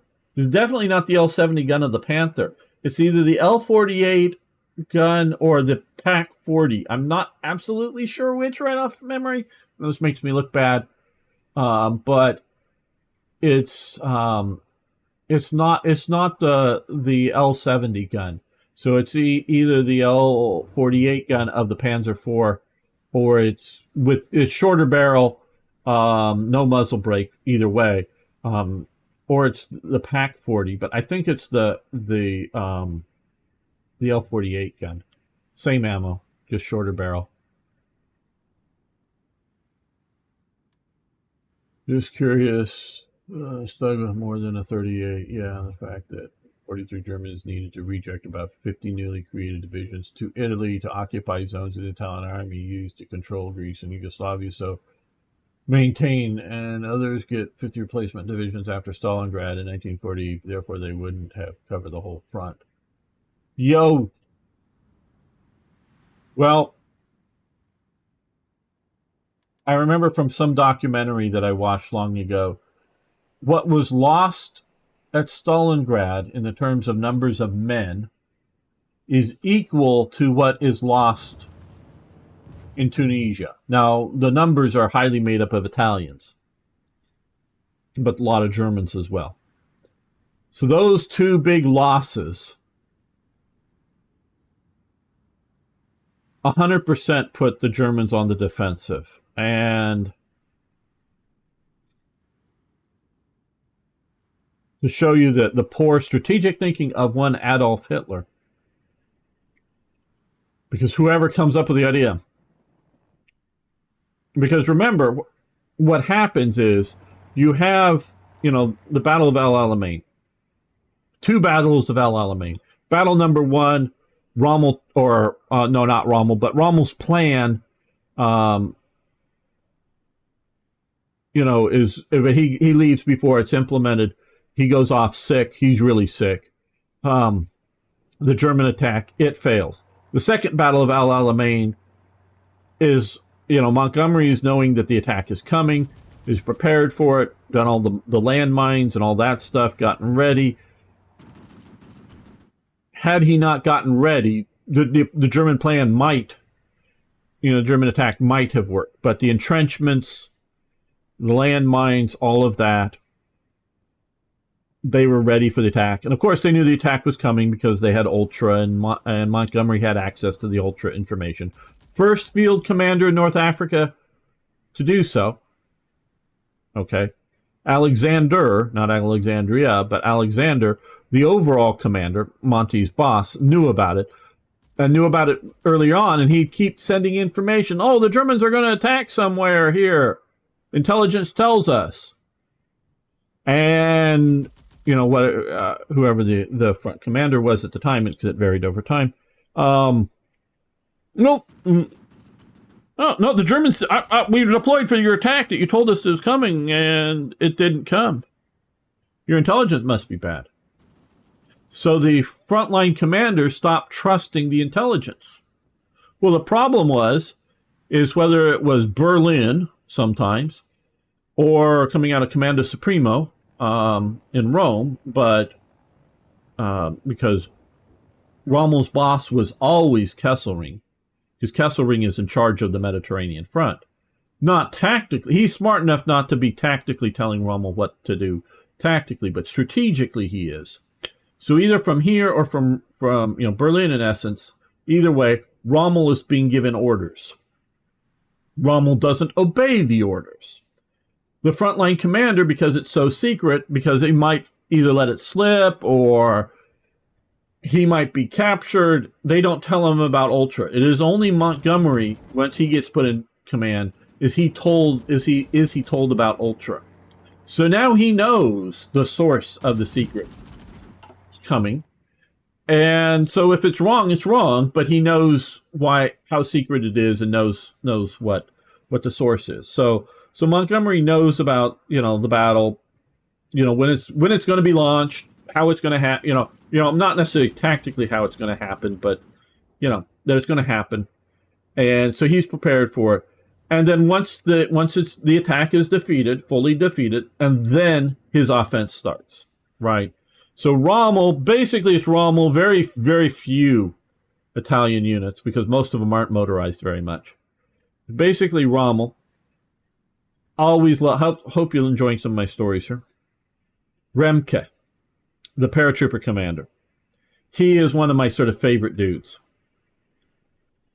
I've come to appreciate and have sort of favorite dudes, generals who retreat because it's Frederick the Great, and retreating in obviously probably says this in German, but more or less to quote, one of the most difficult things in combat is retreat in the face of the enemy and keep your forces together. And this is his comment over George Washington evacuating, Long Island and the New York area when the British show up and get to control the local waters here, and he has to evacuate across the waters. Washington does retreat his army intact, with very, very few casualties of any kind. Retreats intact, intact against an overwhelming British forces. So the British Navy and the Army do not capture the primary army of maneuver of the American colonists, and this is what really endeared General Washington to Frederick the Great, was when he was hearing about the details of some of that was reported to him. Well, Remke is in charge of, Kampfgruppe Remke or whatever, which is a airborne battalion, or so. It's maybe a bit bigger than a battalion, but it's going to be part of it's going to be the German commitment to the airborne invasion of Malta. Now that's cut off, or not cut, discontinued. They decide not to invade Malta. So instead of going to do something else, his brigade is moved in as sort of elite light infantry. It's not motorized, and he's actually, as part of the Battle of El Alamein, they're reinforcing Italian units. So he's not with the the main sort of Rommel element. So Rommel's bugging out as fast as he can. Rommel expects what he thinks any good general should do is to be chased after. Well, Montgomery doesn't do this. Partially because Montgomery has seen previous commanders keep getting chased after and getting all strung out, and then getting, turned on and the leading elements destroyed, the back and forth seesaw battles of North Africa. And he wants to avoid that. This is after the torch landings are happening over here. He knows he doesn't have to do this, and now he should have, in hindsight, because Rommel and everything is in panic fleeing mode, and he could have done so and snapped up most of Rommel's forces. But he doesn't know that. Rommel doesn't know that he's not going to be pursued fast. So Rommel bugs out. Well, leaves Remke behind in his battalion. Well, Remke says, fuck it. We're not going to become prisoners. We don't care that these Italians are surrendering. We're going to march out. So he starts his unit, his paratrooper unit, marching out. And he comes across, this is telling you how far behind the lines he is, he comes across the British hospital unit. They're all set up there out in the field. His soldiers show up. Hi, guys. Those look like nice trucks. I think we'll take those. Oh yeah, all you wounded, yeah, have fun. Doctors, keep treating the wounded. We're not going to do anything to your wounded. I'm sure somebody will come by and notice, I'm sure they broke whatever radios that they may have, captured or took them with them. But yeah, I'm sure somebody will find you. Bye. And takes the trucks and catches up to Rommel in captured British trucks. So he has to evade the leading elements of Montgomery's forces because he is already so far behind that he's overrunning British hospital, rear area hospitals by that point. I forget where it was in this pursuit, and he does eventually catch up to it, to the pursuit. And when the Germans finally surrender up in Tunisia, Remke is like, fuck it, I'm not going to end up in a prisoner of war camp. Now his unit has been, combat losses, not as big, and he can't get his whole unit out. It's not one of the few units that are flown out, even though it is sort of, light infantry. So he captures a few dhows, or just, confiscates them. Wooden Arab sailing vessels, boats, not ships. And sails out, get through the Allies, that are swarming all over this place. And I don't know whether he goes to Sardinia or Sicily, but to one of them, and shows up. Hi guys, we made it. So he gets out. He that's a much smaller forces, but he's like, I ain't surrendering. I'm. So this is why I have great admiration for Remke. Both his famous retreats aren't his fault. He didn't screw up. It's the whole thing went to hell, and he got his forces out. Here, basically fully intact. Here, more like an elite corps or something. He gets out, but can't get everybody out of his thing. But yeah, it's the fall of Tunisia and the fall of Stalingrad there that just doom Germany's abilities. Now, so who, in their right mind, now we go, Hitler isn't in his right mind. I would say Hitler, his medicated delusional state, happens more in 44, not in 42. This is still in 42. Or late, or 42, 43. Because it's right around that time. So, late 43. But he sends over in 42. Why do you send the Panzer Armee Africa to Tunisia when you have the Allies, coming out from the, Suez and controlling from this side, the Americans controlling?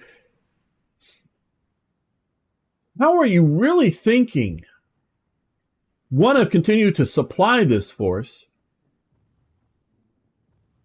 and if things go wrong, no matter what, this force is a destroyed force because you can't withdraw it. There is going to be no practical sense of the ability to withdraw it. You're just not. So that force, the Italians and the Germans, and it's a Panzer Army, no longer just a Panzer Corps. It's but I think it's 2 or 3 corps. It's not a huge army, but it's an army of German forces that should have been sent before this attack happens, and should have been sent, back when they're messing around with Tobruk, and would have smashed into Egypt. Yeah, it might have not made some, because you'd be denying those forces to whatever operations up in Russia, but you probably would have shut down Egypt early on. Too little or too much, but too late. So instead of evacuating Rommel and whatever Italians, because there's a lot of Italian forces that make it out because they're, way back here. Very, very few of the Italian forces that are in El Alamein area make it out. But, a lot of the rear area Italian forces make it out to the Tunisian bridgehead because there's a French-built fortification along here. I guess they sort of make it here or wherever. But there is a French fortification along the Italian border that the Germans occupy. So they don't have to, some of it doesn't have to go that far. So instead of withdrawing all these forces intact and using all of the German forces, or some of the German forces, to back up the Italians here, before America is becoming that overwhelming amphibious invasion force. Because, to some degree, they're relying upon, when the invasion down here is, that the French won't fight or won't fight very hard. And the French don't fight very hard. In some places, they don't fight at all. Well, that's sort of a dress rehearsal, and then there's sort of fuck-ups here that they learn from. They're learning. And then they're learning at the invasion of wherever it is here, and then the later Anzio invasion that they're learning. And then after that, you're coming into here. But you could have much stronger forces. You could have all of the German forces that are just the ones that are sent to Tunisia, not all the other ones, hanging out in Italy, reinforcing here with all of the Italian forces that were sent here, as well as the ones withdrawn, reinforcing Italy and or these other places. So, again, this is huge, badly strategic decisions. And big brain question: what can I fuel? Yeah, exactly. Sorry, I know I'm ranting along, but hopefully it's entertaining and informative. What do you go up against? Panzer 4H is clearly the tank to tank machine.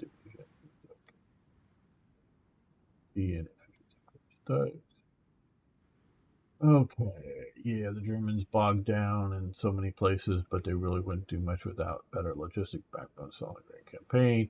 Yeah, TIK has given up his epic details of Stalingrad because it's just too epic to continue on, at least for now. But yeah, logistics is an important element. Biggest blessing for Soviets was U.S. UK motorized Lend-Lease. Oh, absolutely. Um, I'm not talking about doing the dying, human sacrifices element of the war, but the Soviet Union, in my opinion, if it was just somehow National Socialist Germany versus Communist Soviet Union go to war and somehow all the Poles get to evacuate, the Polish people evacuate down for the duration of the war and, down into Romania and Hungary or whatever. Let's just go to war and fight it. Germany wins. In my opinion, hands down.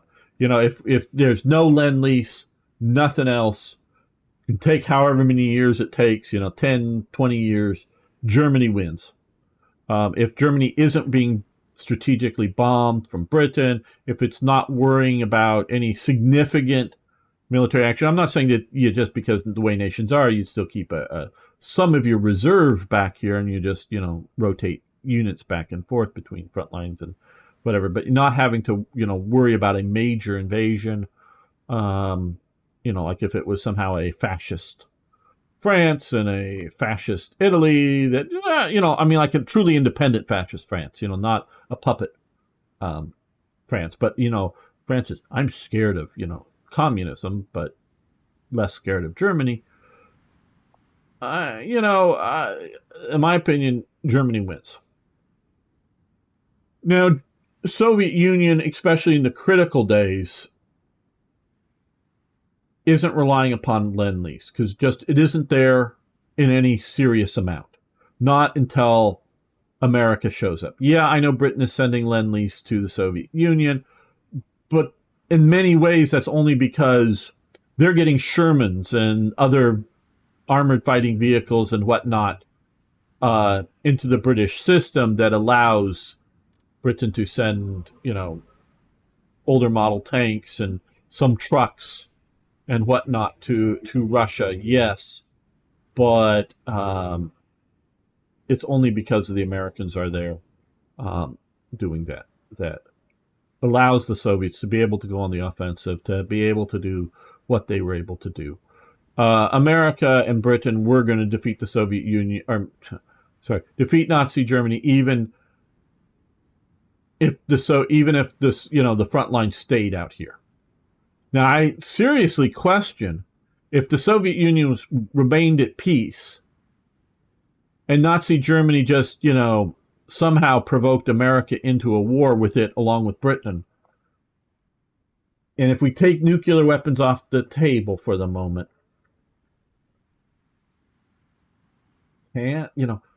without all of those forces out here, whether lost like at Stalingrad or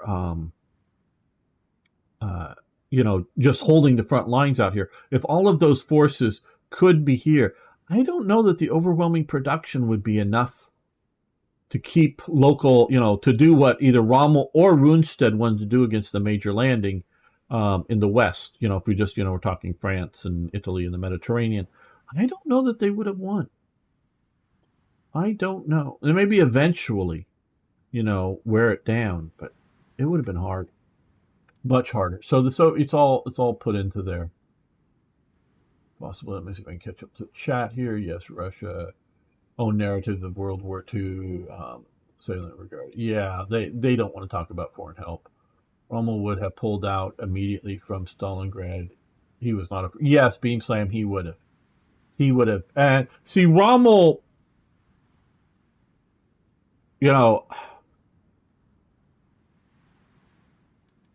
Rommel is worried about military prestige.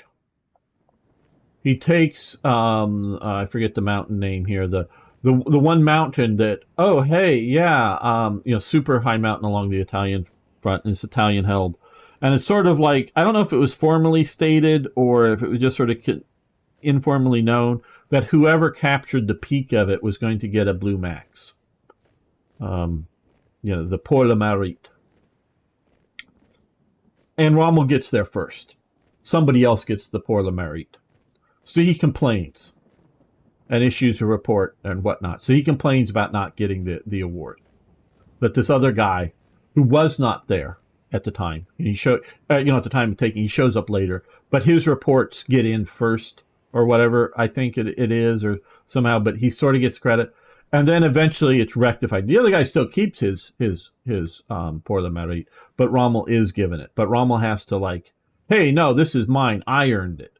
And so he is sort of into prestige and all, but he is willing to stand up to Hitler, and willing to be fired. He is willing to be fired because you do not have, at least I do not see, any instance of a single, German high command officer, general, colonel, whatever, that is either killed or imprisoned for, like, disobeying orders until you get to the Stauffenberg assassination plot and them going after people. Until that point, all you're facing is being fired. You're not like in Stalin's world where either you're killed or you're, because of the show trials and whatnot, or you're sent off to some gulag. If you don't, you're ordered to take a hill or take a mountain or whatever, and you don't do it, you could end up in a gulag. That is not the case in Germany, and is the imprisoning of officers and shooting them and killing them doesn't happen until after, as far as I can tell, until after the Stauffenberg plot. Okay, let's see. You keep it up like this, we'll drive the enemy back to Berlin in no time. When he read about Sicily, yeah. Oh, extreme finger induce be going slow on MP. Are you going to be, well, we're going to be doing some slow stuff. I'll talk about it because I want to do some naval reorganization. I think Britain needs some time. France, Lum will be here tomorrow for playing France, and he may need some time to undo AI stuff. So we'll see how quickly we get going on that. Which about Paulus various tales over. Yeah, okay. I know. Wouldn't it be better to make a fortified line on the Russian border when it comes to attack behind them and drive them? I don't know. I don't know the production costs for making the fortified line, if it would really be that useful. Between the generals of the 6th Army.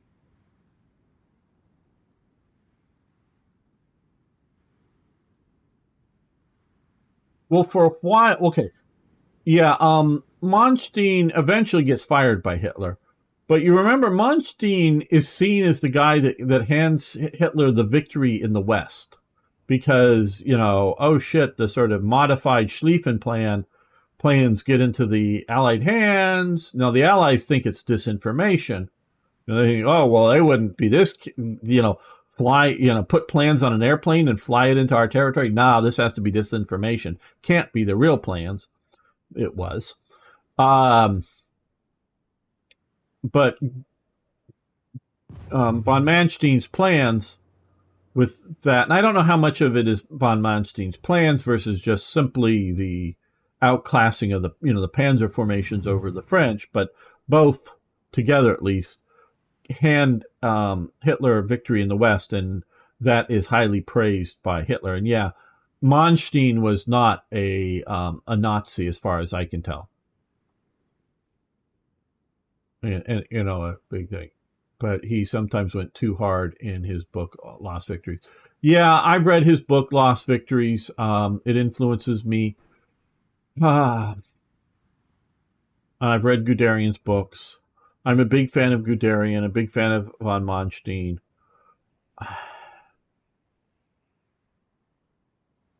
Big fan of Rommel. Just Rommel never really gets to show his skills at the high level, army group type commander that the other two did. So yeah, I'm a big fan of those three guys.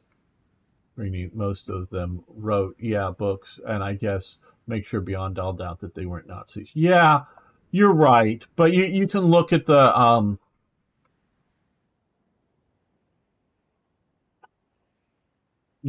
during the war, there are people like Achtung!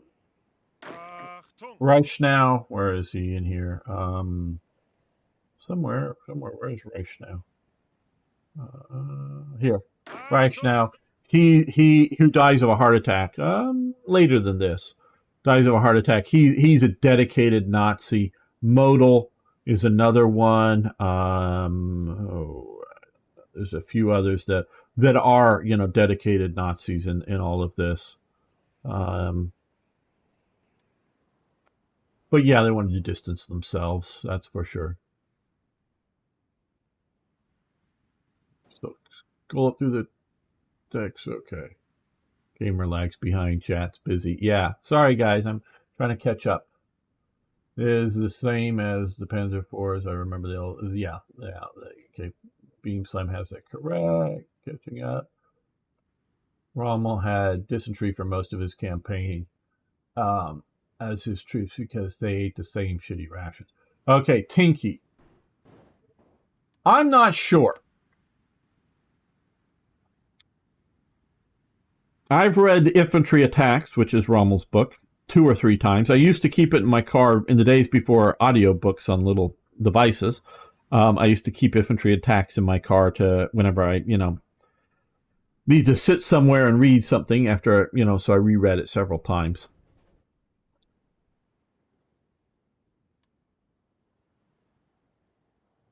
Rommel is, I think, eventually wounded, if I remember correctly, but basically at the start of World War I and commanding the forces here, he does fairly well. A bit sort of confused and gets lost with his command, like all good junior officers do. But he rounds up other lost formations and goes on the attack. So even though he's a bit lost and a bit out of touch with some of his higher command, he's doing a good job. But the whole time of his campaign, during the the Schlieffen Plan offensive element, whatever you want to call it, his stomach is revolting. He is having serious time keeping food down and nourishing himself. He is getting sick from being stomach sickness. And now that doesn't seem to come back after he gets wounded and pulled from the front and then promoted and then sent down to Romania, or later after he's transferred with his units to the Italian front. So the opening phases, and I'm sure it is stress. I don't think it's he ate something bad. I think it's stress and worrying about doing a bad job. I think it's stress. I'm not going to say the environment didn't help. I mean, it didn't make things worse. I'm sure it did make things worse. And the food very well may have made things worse as well. I'm not going to say not. But I think some of Rommel's sicknesses are not necessarily psychosomatic in that he dreams them up, but just the emotional stress, the mental stress on him commanding this down here because of, shall we say, the three front war that he's fighting. One front against the enemy, one front against Berlin, and maybe a third against the Italians, if you know what I mean. And so he's dealing with all of these stresses going on, and I think that highly contributes to his sicknesses. This is obviously, I'm not a doctor. I have not examined him. I have not even read the medical reports, if they still exist, of his, once he's evacuated out. But yeah, I think there's a lot of reasons why he gets. Oh, hello, Arno, over on Facebook. So yeah, let's catch up here. Trying to catch up. We're lagging behind heavily. How the fuck did the U.S. become a global superpower? Oh, that's a whole nother Okay, what? So many machines searching around Malta. Yeah.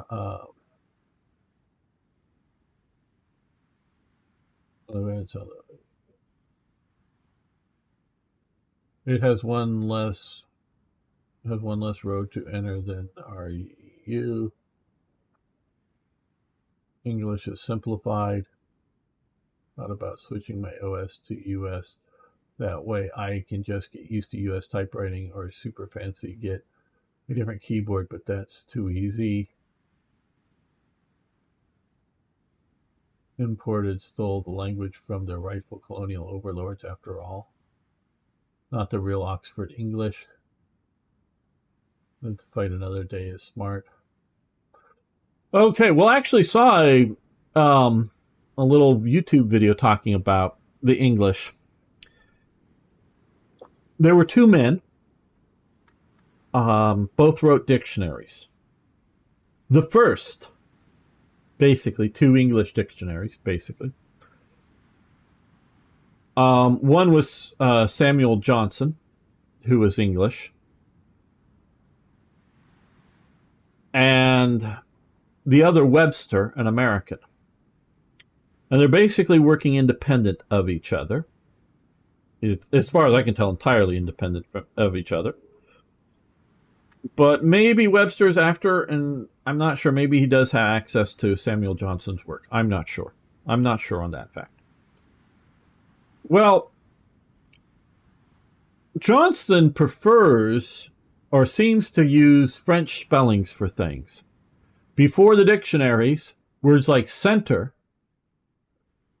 in Britain were spelled probably many different ways, but were definitely spelled C-E-N-T-E-R and C-E-N-T-R-E. The second one being also the French spelling. Especially in the 18th and early 19th century, things French had a certain sophistication to them. Educated men spoke French as well, so they would use the French spelling. Well, Samuel Johnson goes with the French spelling for the word center. Webster goes for what he thinks is more close to the pronunciation of the word, and which is also, used, the spelling uses C-E-N-T-E-R. So that becomes the American spelling. Now, the word color, spelled in English C-O-L-O-R, in American English, and in British English, spelled C-O-L-O-U-R. But there are also spellings at the time of Samuel Johnson's, educated men spelling the word color C-O-L-O-R. Well, Samuel Johnson goes with the U. Webster is going, well, the word color comes from the Latin. It's a Latin root word. And the Latins spelled it C-O-L-O-R. So why would we spell it different than the original root word of the Latin? Even though, we've adopted it into the English language. So he's combination of simplifying it, but also going to the Latin, the original spelling that both uses out of it. So that is some of the why there's the different spellings of things, because of two men writing the first sort of two largely published English dictionaries. Why did the U.S. become a superpower? Well, two reasons. I'll tell you straight up. I'll throw in three reasons. One, you didn't fucking leave us alone. If no one ever bothered us, we would just be hanging out here. But no, you had to drag us into World War I. You had to drag us into World War II. You had to do a Cold War. So we became a superpower. You annoyed us so much, we had to become a superpower. That's one reason. Reason number two. We are the inheritance of the culture and mindset of these people, which is a maritime people, meaning we are a sea people. We travel by the sea. We function out at sea, where even though these guys had big armadas and sailed across back and forth across the Atlantic a hell of a lot with all their colonies, they weren't a sea people. The Spanish are never a sea people. The French are not the sea people. German are not the sea people. Okay. The Scandinavians, they're a sea people. Yeah, we'll grant you that. But the Americans inherited this as a cultural basis.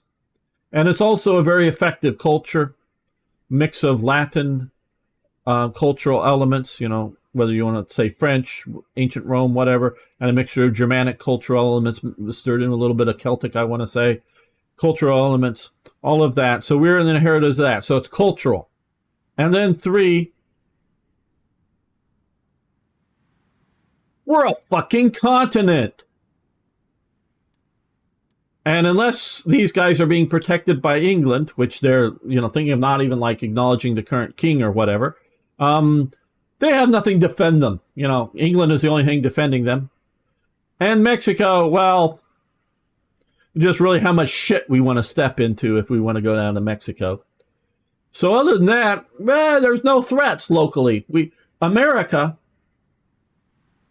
does not, the American army, I should say, does not train to defend the United States. I'm not saying there isn't some battle plans buried somewhere in the Pentagon, but they don't train how to defend America. The American army isn't there to defend America. The army. The Navy, the Air Force, yes, that defends America. The Navy keeps the people away, in the ocean, and the Air Force shoots down incoming bombers. The Army is not there to defend America. They're, they might, from a uprising or revolt, but other than internal security, the Army isn't there to defend America. America has enough guns, the population. If you make it past our Navy and past our Air Force and you haven't strategically nuked us anymore, to death, if you haven't done that, you ain't going to stay long. You're going to decide to go home. So we don't need an army to defend us. We need a Navy. We need an Air Force to defend us. Our army gets to, train to fight in other places in the world. Where, someplace like Poland, they train to defend Poland. They, train to defend, West Germany trained to defend from, a Soviet attack. They train to defend themselves. Our army does not train to defend itself. We don't care about, how to defend from Canada. It's of no purpose to the U.S. So we are a maritime people. We are a continent that doesn't have serious local threats from, military invasion. And, so scale and size, we are of a particular culture that is successful coming from that. And you guys have annoyed us enough that you won't just leave us alone. If you just left us alone, we wouldn't have paid attention to the rest of you. We really just want to be left alone. Somehow I better understand Oxford than US version. Okay, Bean Slam. Hello. Okay, I'll get to you. We have Oxford in schools here, I think true for all of Europe. So also pronounced different than the US. And yeah, I know, but you guys in Europe pronounce words silly. You say words like bomb with 2 B's. Where, as far as I've ever heard of any accents in Britain, whether it's in Scotland, Wales, Ireland, North or South or whatever, England, they don't say bomb. They say bum. And the second B is just to make that sort of a hard M ending. So B-O-M, hard stop. Bum. You guys in Europe pronounce it bomb. You put, and you go iron instead of iron. And so there are definitely different accents, but native English speakers do always drop the last B to just being a hard, as opposed to a bomb with a soft M, which is like a cream that you would smear on yourself, a soothing balm, but with a soft M as opposed to a hard M. So yeah, you guys might think you sort of speak like us, but you don't. That's why I can tell. Very good. You speak very good English, but European accents, and they vary, but they do sort of things like spell out certain letters that American or British or Australian or whoever native English speakers don't. Um, the boot is something you wear. Yes. Also, we also pronounce dance different. Okay. Excited to see how the Desert Storm is going in the... Yeah. Well, so far we haven't lost any units, but we're sort of a stalemate. Yoshihisa Shimazu, thanks for showing up. Okay, but still, most EU people try to pronounce English the U.S. way. Well, a lot of it is you guys consume media, whether it's televisions or movies or now stuff over the internet, and a lot of it is made in America. And a lot of it's made in Britain too, obviously, but you get a lot of American media. So you hear us speak a lot.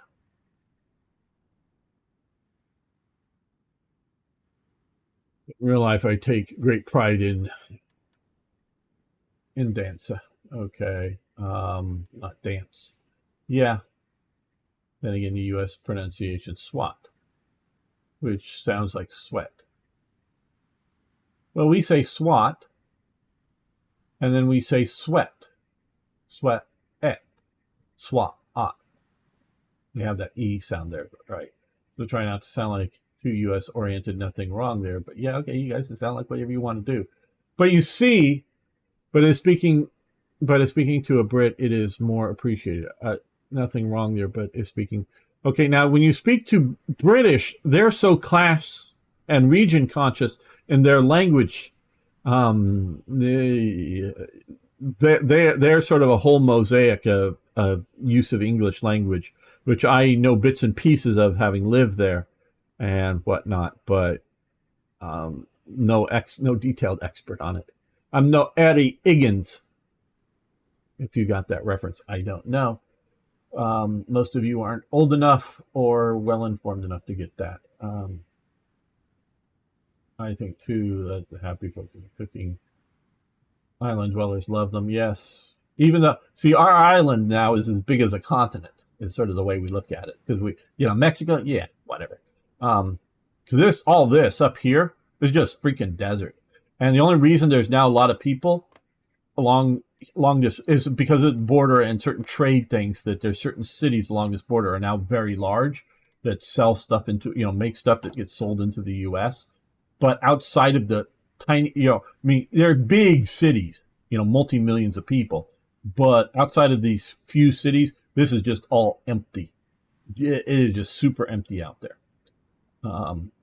So we don't really care about that. And all of these people here just live like within 24 miles of the U.S. border. I mean, literally, it's something like that. It's, like 90% of Canada lives within, 20 or 30 miles of the U.S. border. So all that just otherwise empty. So just border towns. Otherwise, we're on an island. To us, it's about the same. Let's see. Trying to catch up here. I prefer the Italian or French kitchen to the Brits. Britain does really great breakfasts, in my opinion. Everything else I could forget, cooking-wise. Yeah, Italian food is good. Hey, MMDB. Well, yeah, both U.S. and Soviets were needed, most likely. Yes, to defeat Germany. Yes, the combination of the two really has helped. Without nuclear weapons, if it was just one side or the other, Germany has a real fighting chance. Imagine my dad's ex was Ukrainian, so know very little about the food. Hey, ZZ. Hoth, a Nazi. Papa Hoth. Daddy Hoth. Not that I know of, as a particularly strong Nazi. Now, I don't have each of these generals' biography, Kuchler, Frankenhurst, he's the guy that basically is in command of Norway, both taking it and occupying it. Now, and he's the military commander in Norway. It's Terboven is the he had been a Gauleiter, I believe, but maybe not. I don't know. But Terboven is the guy who's put in charge politically of Norway. And when, getting ready to surrender, and, Donuts is, doing his surrender ceremony, that kind of stuff. Somewhere around that time, Terboven sits down on a pile of explosives. I don't know whether it was dynamite or something else, and blows himself up. He isn't going to be taken alive, and he just he doesn't want to live. And because he's probably thinking retribution, trials and whatnot, but he doesn't want to live. And there's a few other generals that do kill themselves instead of allow them to be captured by either side. But I can't run through all of them and know. I don't know of Hoth being, let's see, I think he isn't known, so I guess, yeah, he wasn't. Yeah, he isn't known for it, at least that I know of. Oh, yeah, there's a lot of war crimes going on. Now, sometimes these crimes are happening under the general,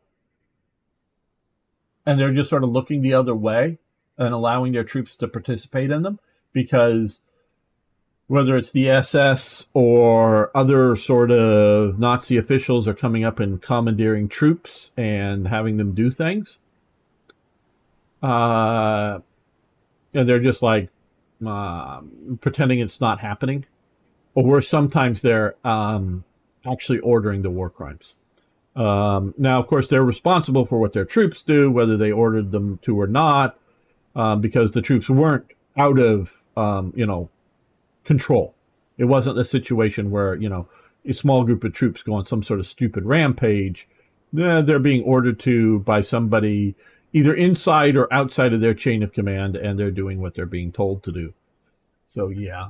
So we're getting closer. We just sent a letter to Mexico. Well, good. Maybe Mexico will read it. What was it written in? Especially the people from the Midwest. Okay. Get that. Sounds fishy being sea people. Yes, Stinky. Yeah. You already took half of Mexico. Okay. We didn't take half of Mexico. What are you talking about? Texas declared its independence. California declared its independence. Sure, we took, in a way, Mexico's like, hey, yeah, everything up over, to wherever is ours. And Russia's like, hey, everything over here is all ours. And hey, everything, out here is all ours, Britain. And hey, France, everything out here is all ours. Well, we bought the French bit. And then there's disputed territory whether it should be, because we bought from the French everything drained by the, through the Mississippi. And some of this territory, well, Spain sort of claimed it. You can sort of see the watershed sort of comes along through here. Some of it runs down out to the Colorado River. Some of it runs out to the Mississippi. So disputed territory, shall we say. But yeah,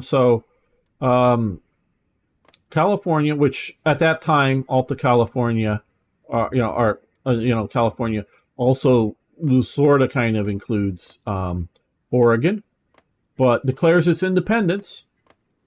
Texas had been independent for 10 years when it comes into the Union.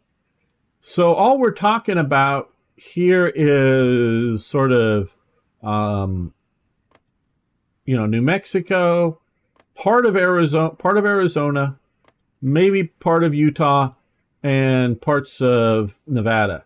This down here, down below this river, we actually later buy.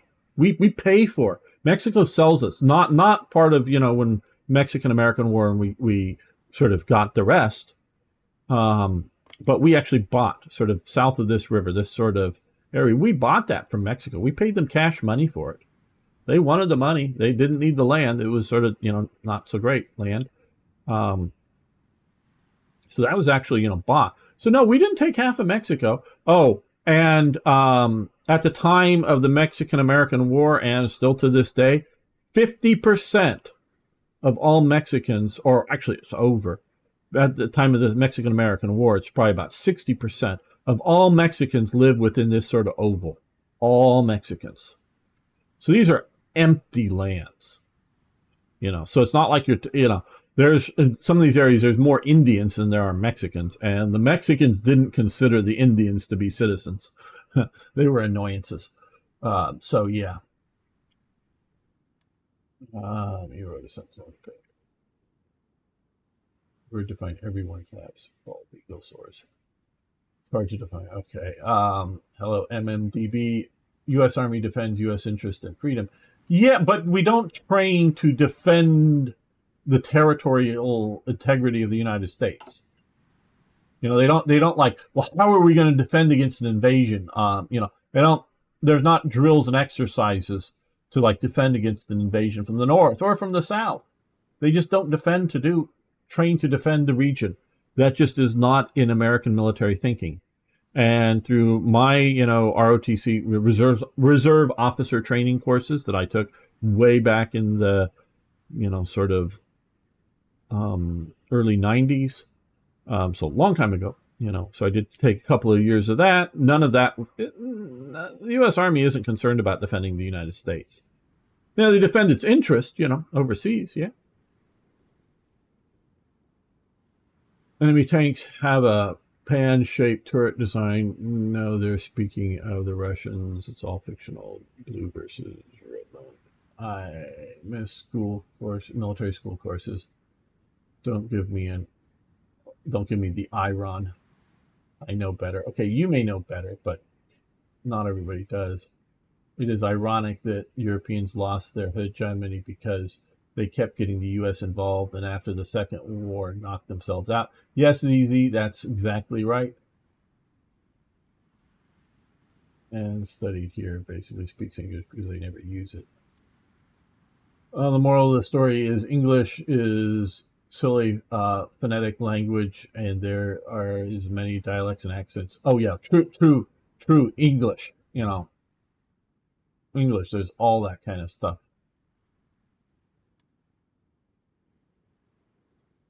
Filibustering much. Let me get to Germans. Okay, we actually paid for the Mexican land too after the war. Well, yeah, that's the Gadsden Purchase. I was talking about that little bit of tech. That's the Gadsden Purchase. Is just this bit, not all of Arizona up here, but just south of this, whatever this river is, going over to the Rio Grande. Sort of going over like that. That's the Gadsden Purchase. We paid for that. Paid them well too, I believe. At the time, money at the time. Just like we bought Alaska and whatever sort of Russian claims, because there is a place in California, the Russian River somewhere in here, that did have a Russian settlement on it briefly. And then there were some other Russian settlements sort of before the British were showing up in some of this area, but they were mostly transitory. It's up here that there was sort of permanent Russian settlements up here in Anchorage area, and another one I think over in here, that we bought all this from Russia.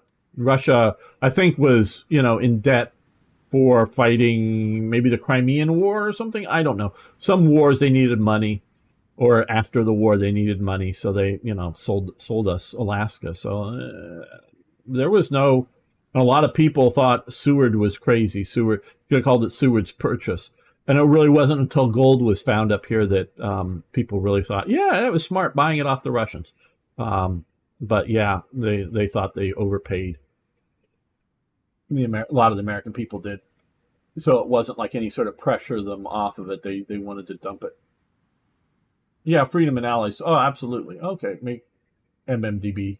Sorry, yeah, the Americans will do it. Hello, Lucifer. How you doing? Jokes on them. I don't know. So yeah, America, unlike Chinese propaganda, which they stated recently, says that America has started all these wars since World War II. America actually rarely starts wars. Rarely.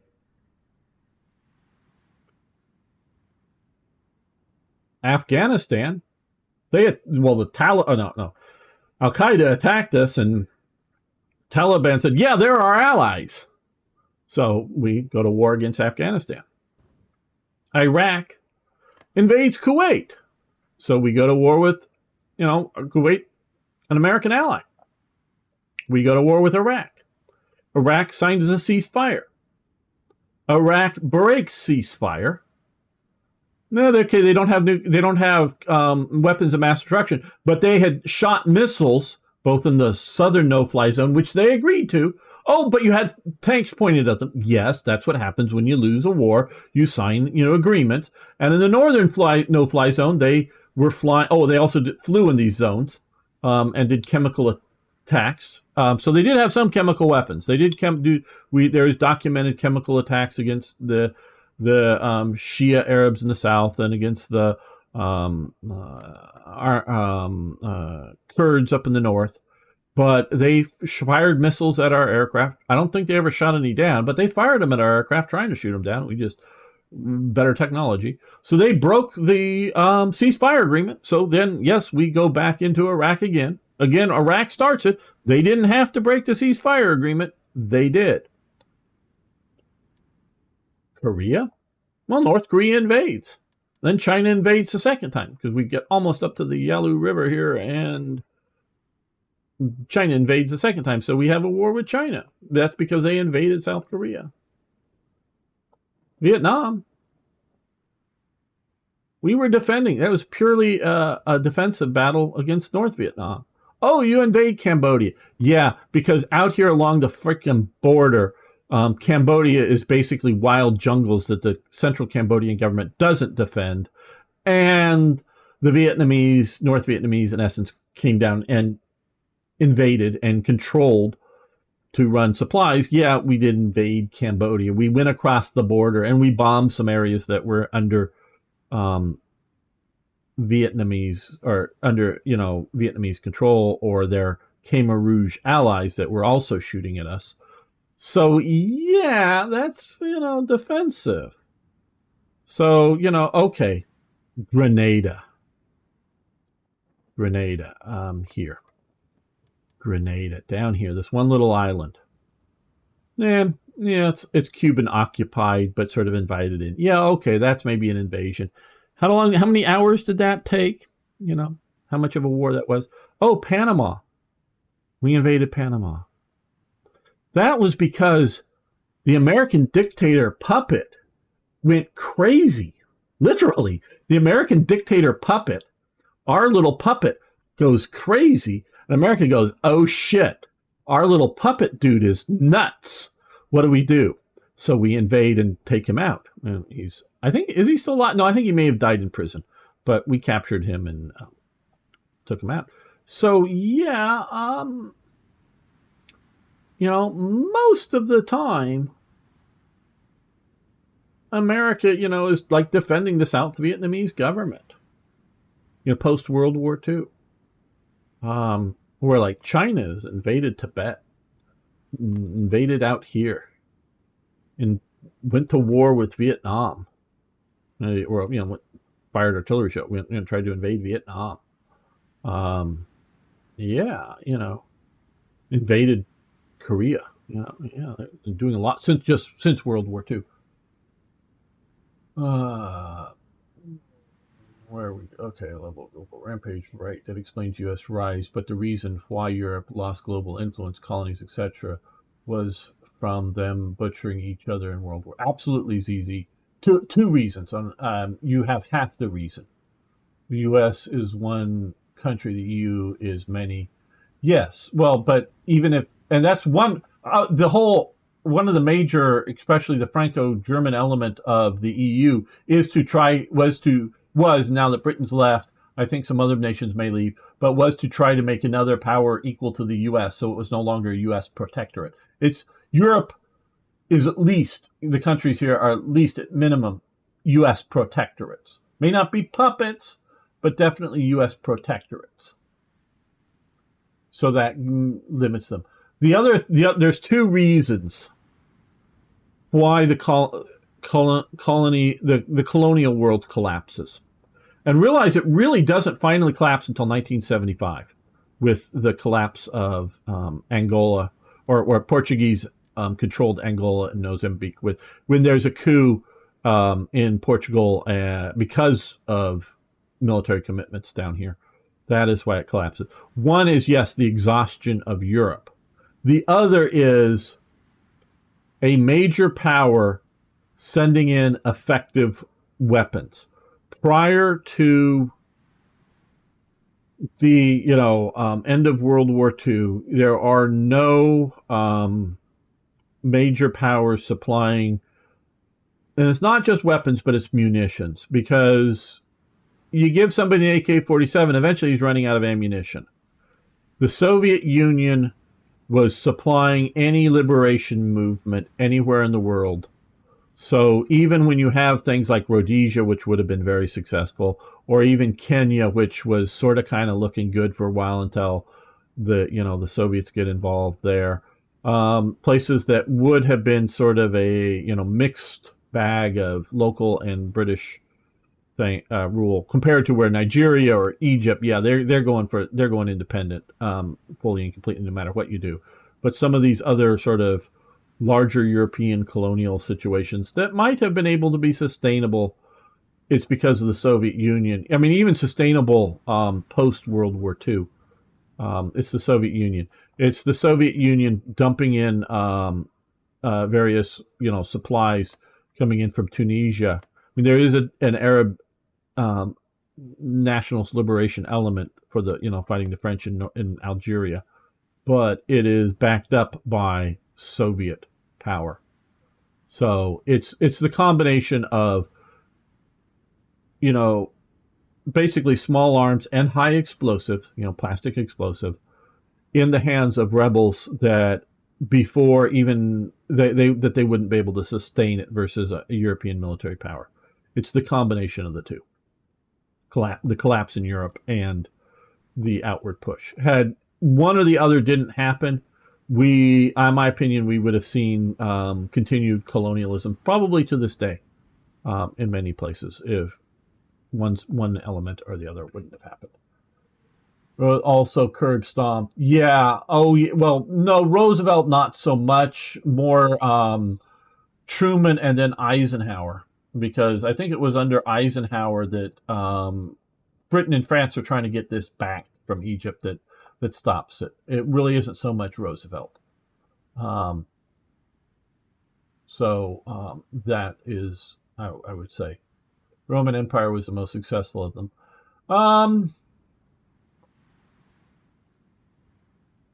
Yeah, in terms of length of empire, yes. Britain failed to learn its imperial lessons. It failed twice. You realize Britain lost 2 empires. First empire it lost, was this. Now, it was left with what had been unpopulated Canada and, Sugar Islands and small colonies over in India at the time. Yeah, profitable colonies.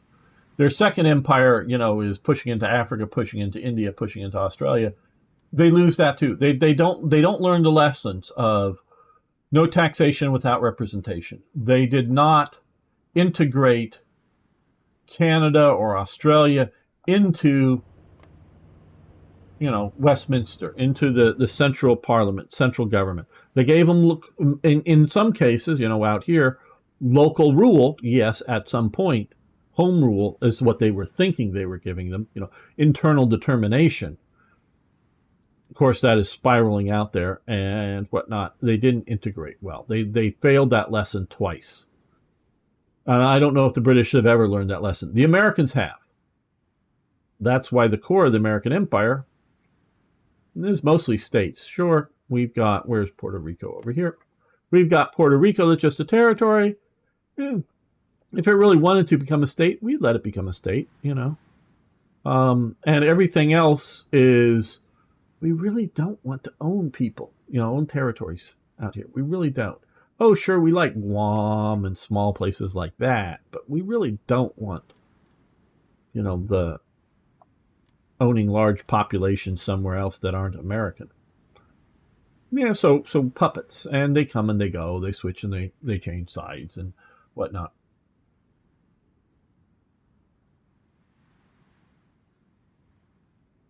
9 p.m. and the baby's still awake. Worst mom ever. Okay, thank you. Well, I'm probably going to end this here. I've been having fun chatting with you. I caught up with the chat here. So I don't know if I'll be back when you're still here when you're back. But thanks, Tinky, for hanging out with me and everybody else here. So yeah, hopefully that's gamers' explanation of why the world is the way it is, I guess. But well, maybe it's my American prejudice. I don't think it's a bad situation, all things considered. Could have been a lot worse. In so many ways, it could have been a lot worse than what we have here. Sadly, don't know what happened to Western Europeans. Such a tragedy. Well, they fought 2 destructive wars that they didn't know how to end until it destroyed them. So, okay, Lucifer, hell. Go back to hell. Have fun back in the hot place. Tomorrow, Navy War Thunder, 1 hour. Well, I don't know about Navy War Thunder. Okay, just to give everybody up, tomorrow, and we normally start an hour later, we're going to do an hour or so of War Thunder, and then we're going to jump into the multiplayer campaign for just Sunday only. Niagara, as he said earlier here, is not at home. Today he's going to get back to home in time to catch the playing tomorrow. So we're going to be doing continuing the multiplayer tomorrow. So hopefully you guys will show up and hang out, and we can do that. Less chatting, more focusing on the game, but hopefully it'll be fun. So thanks, everyone. Thank you. I know Tinky's probably stepped away, but MMDB, Arno, Beam Slam, Nazga, Lord Guinness, ZZ, if I didn't saying goodbye to you guys. Thank you. You guys make this fun for me. I know there's just a few people hanging out with me, but you make it fun. So I really do enjoy it, but my voice is starting to go. And I want to be able to talk and hang out tomorrow. So, yeah, see you guys. Yep, that's it. See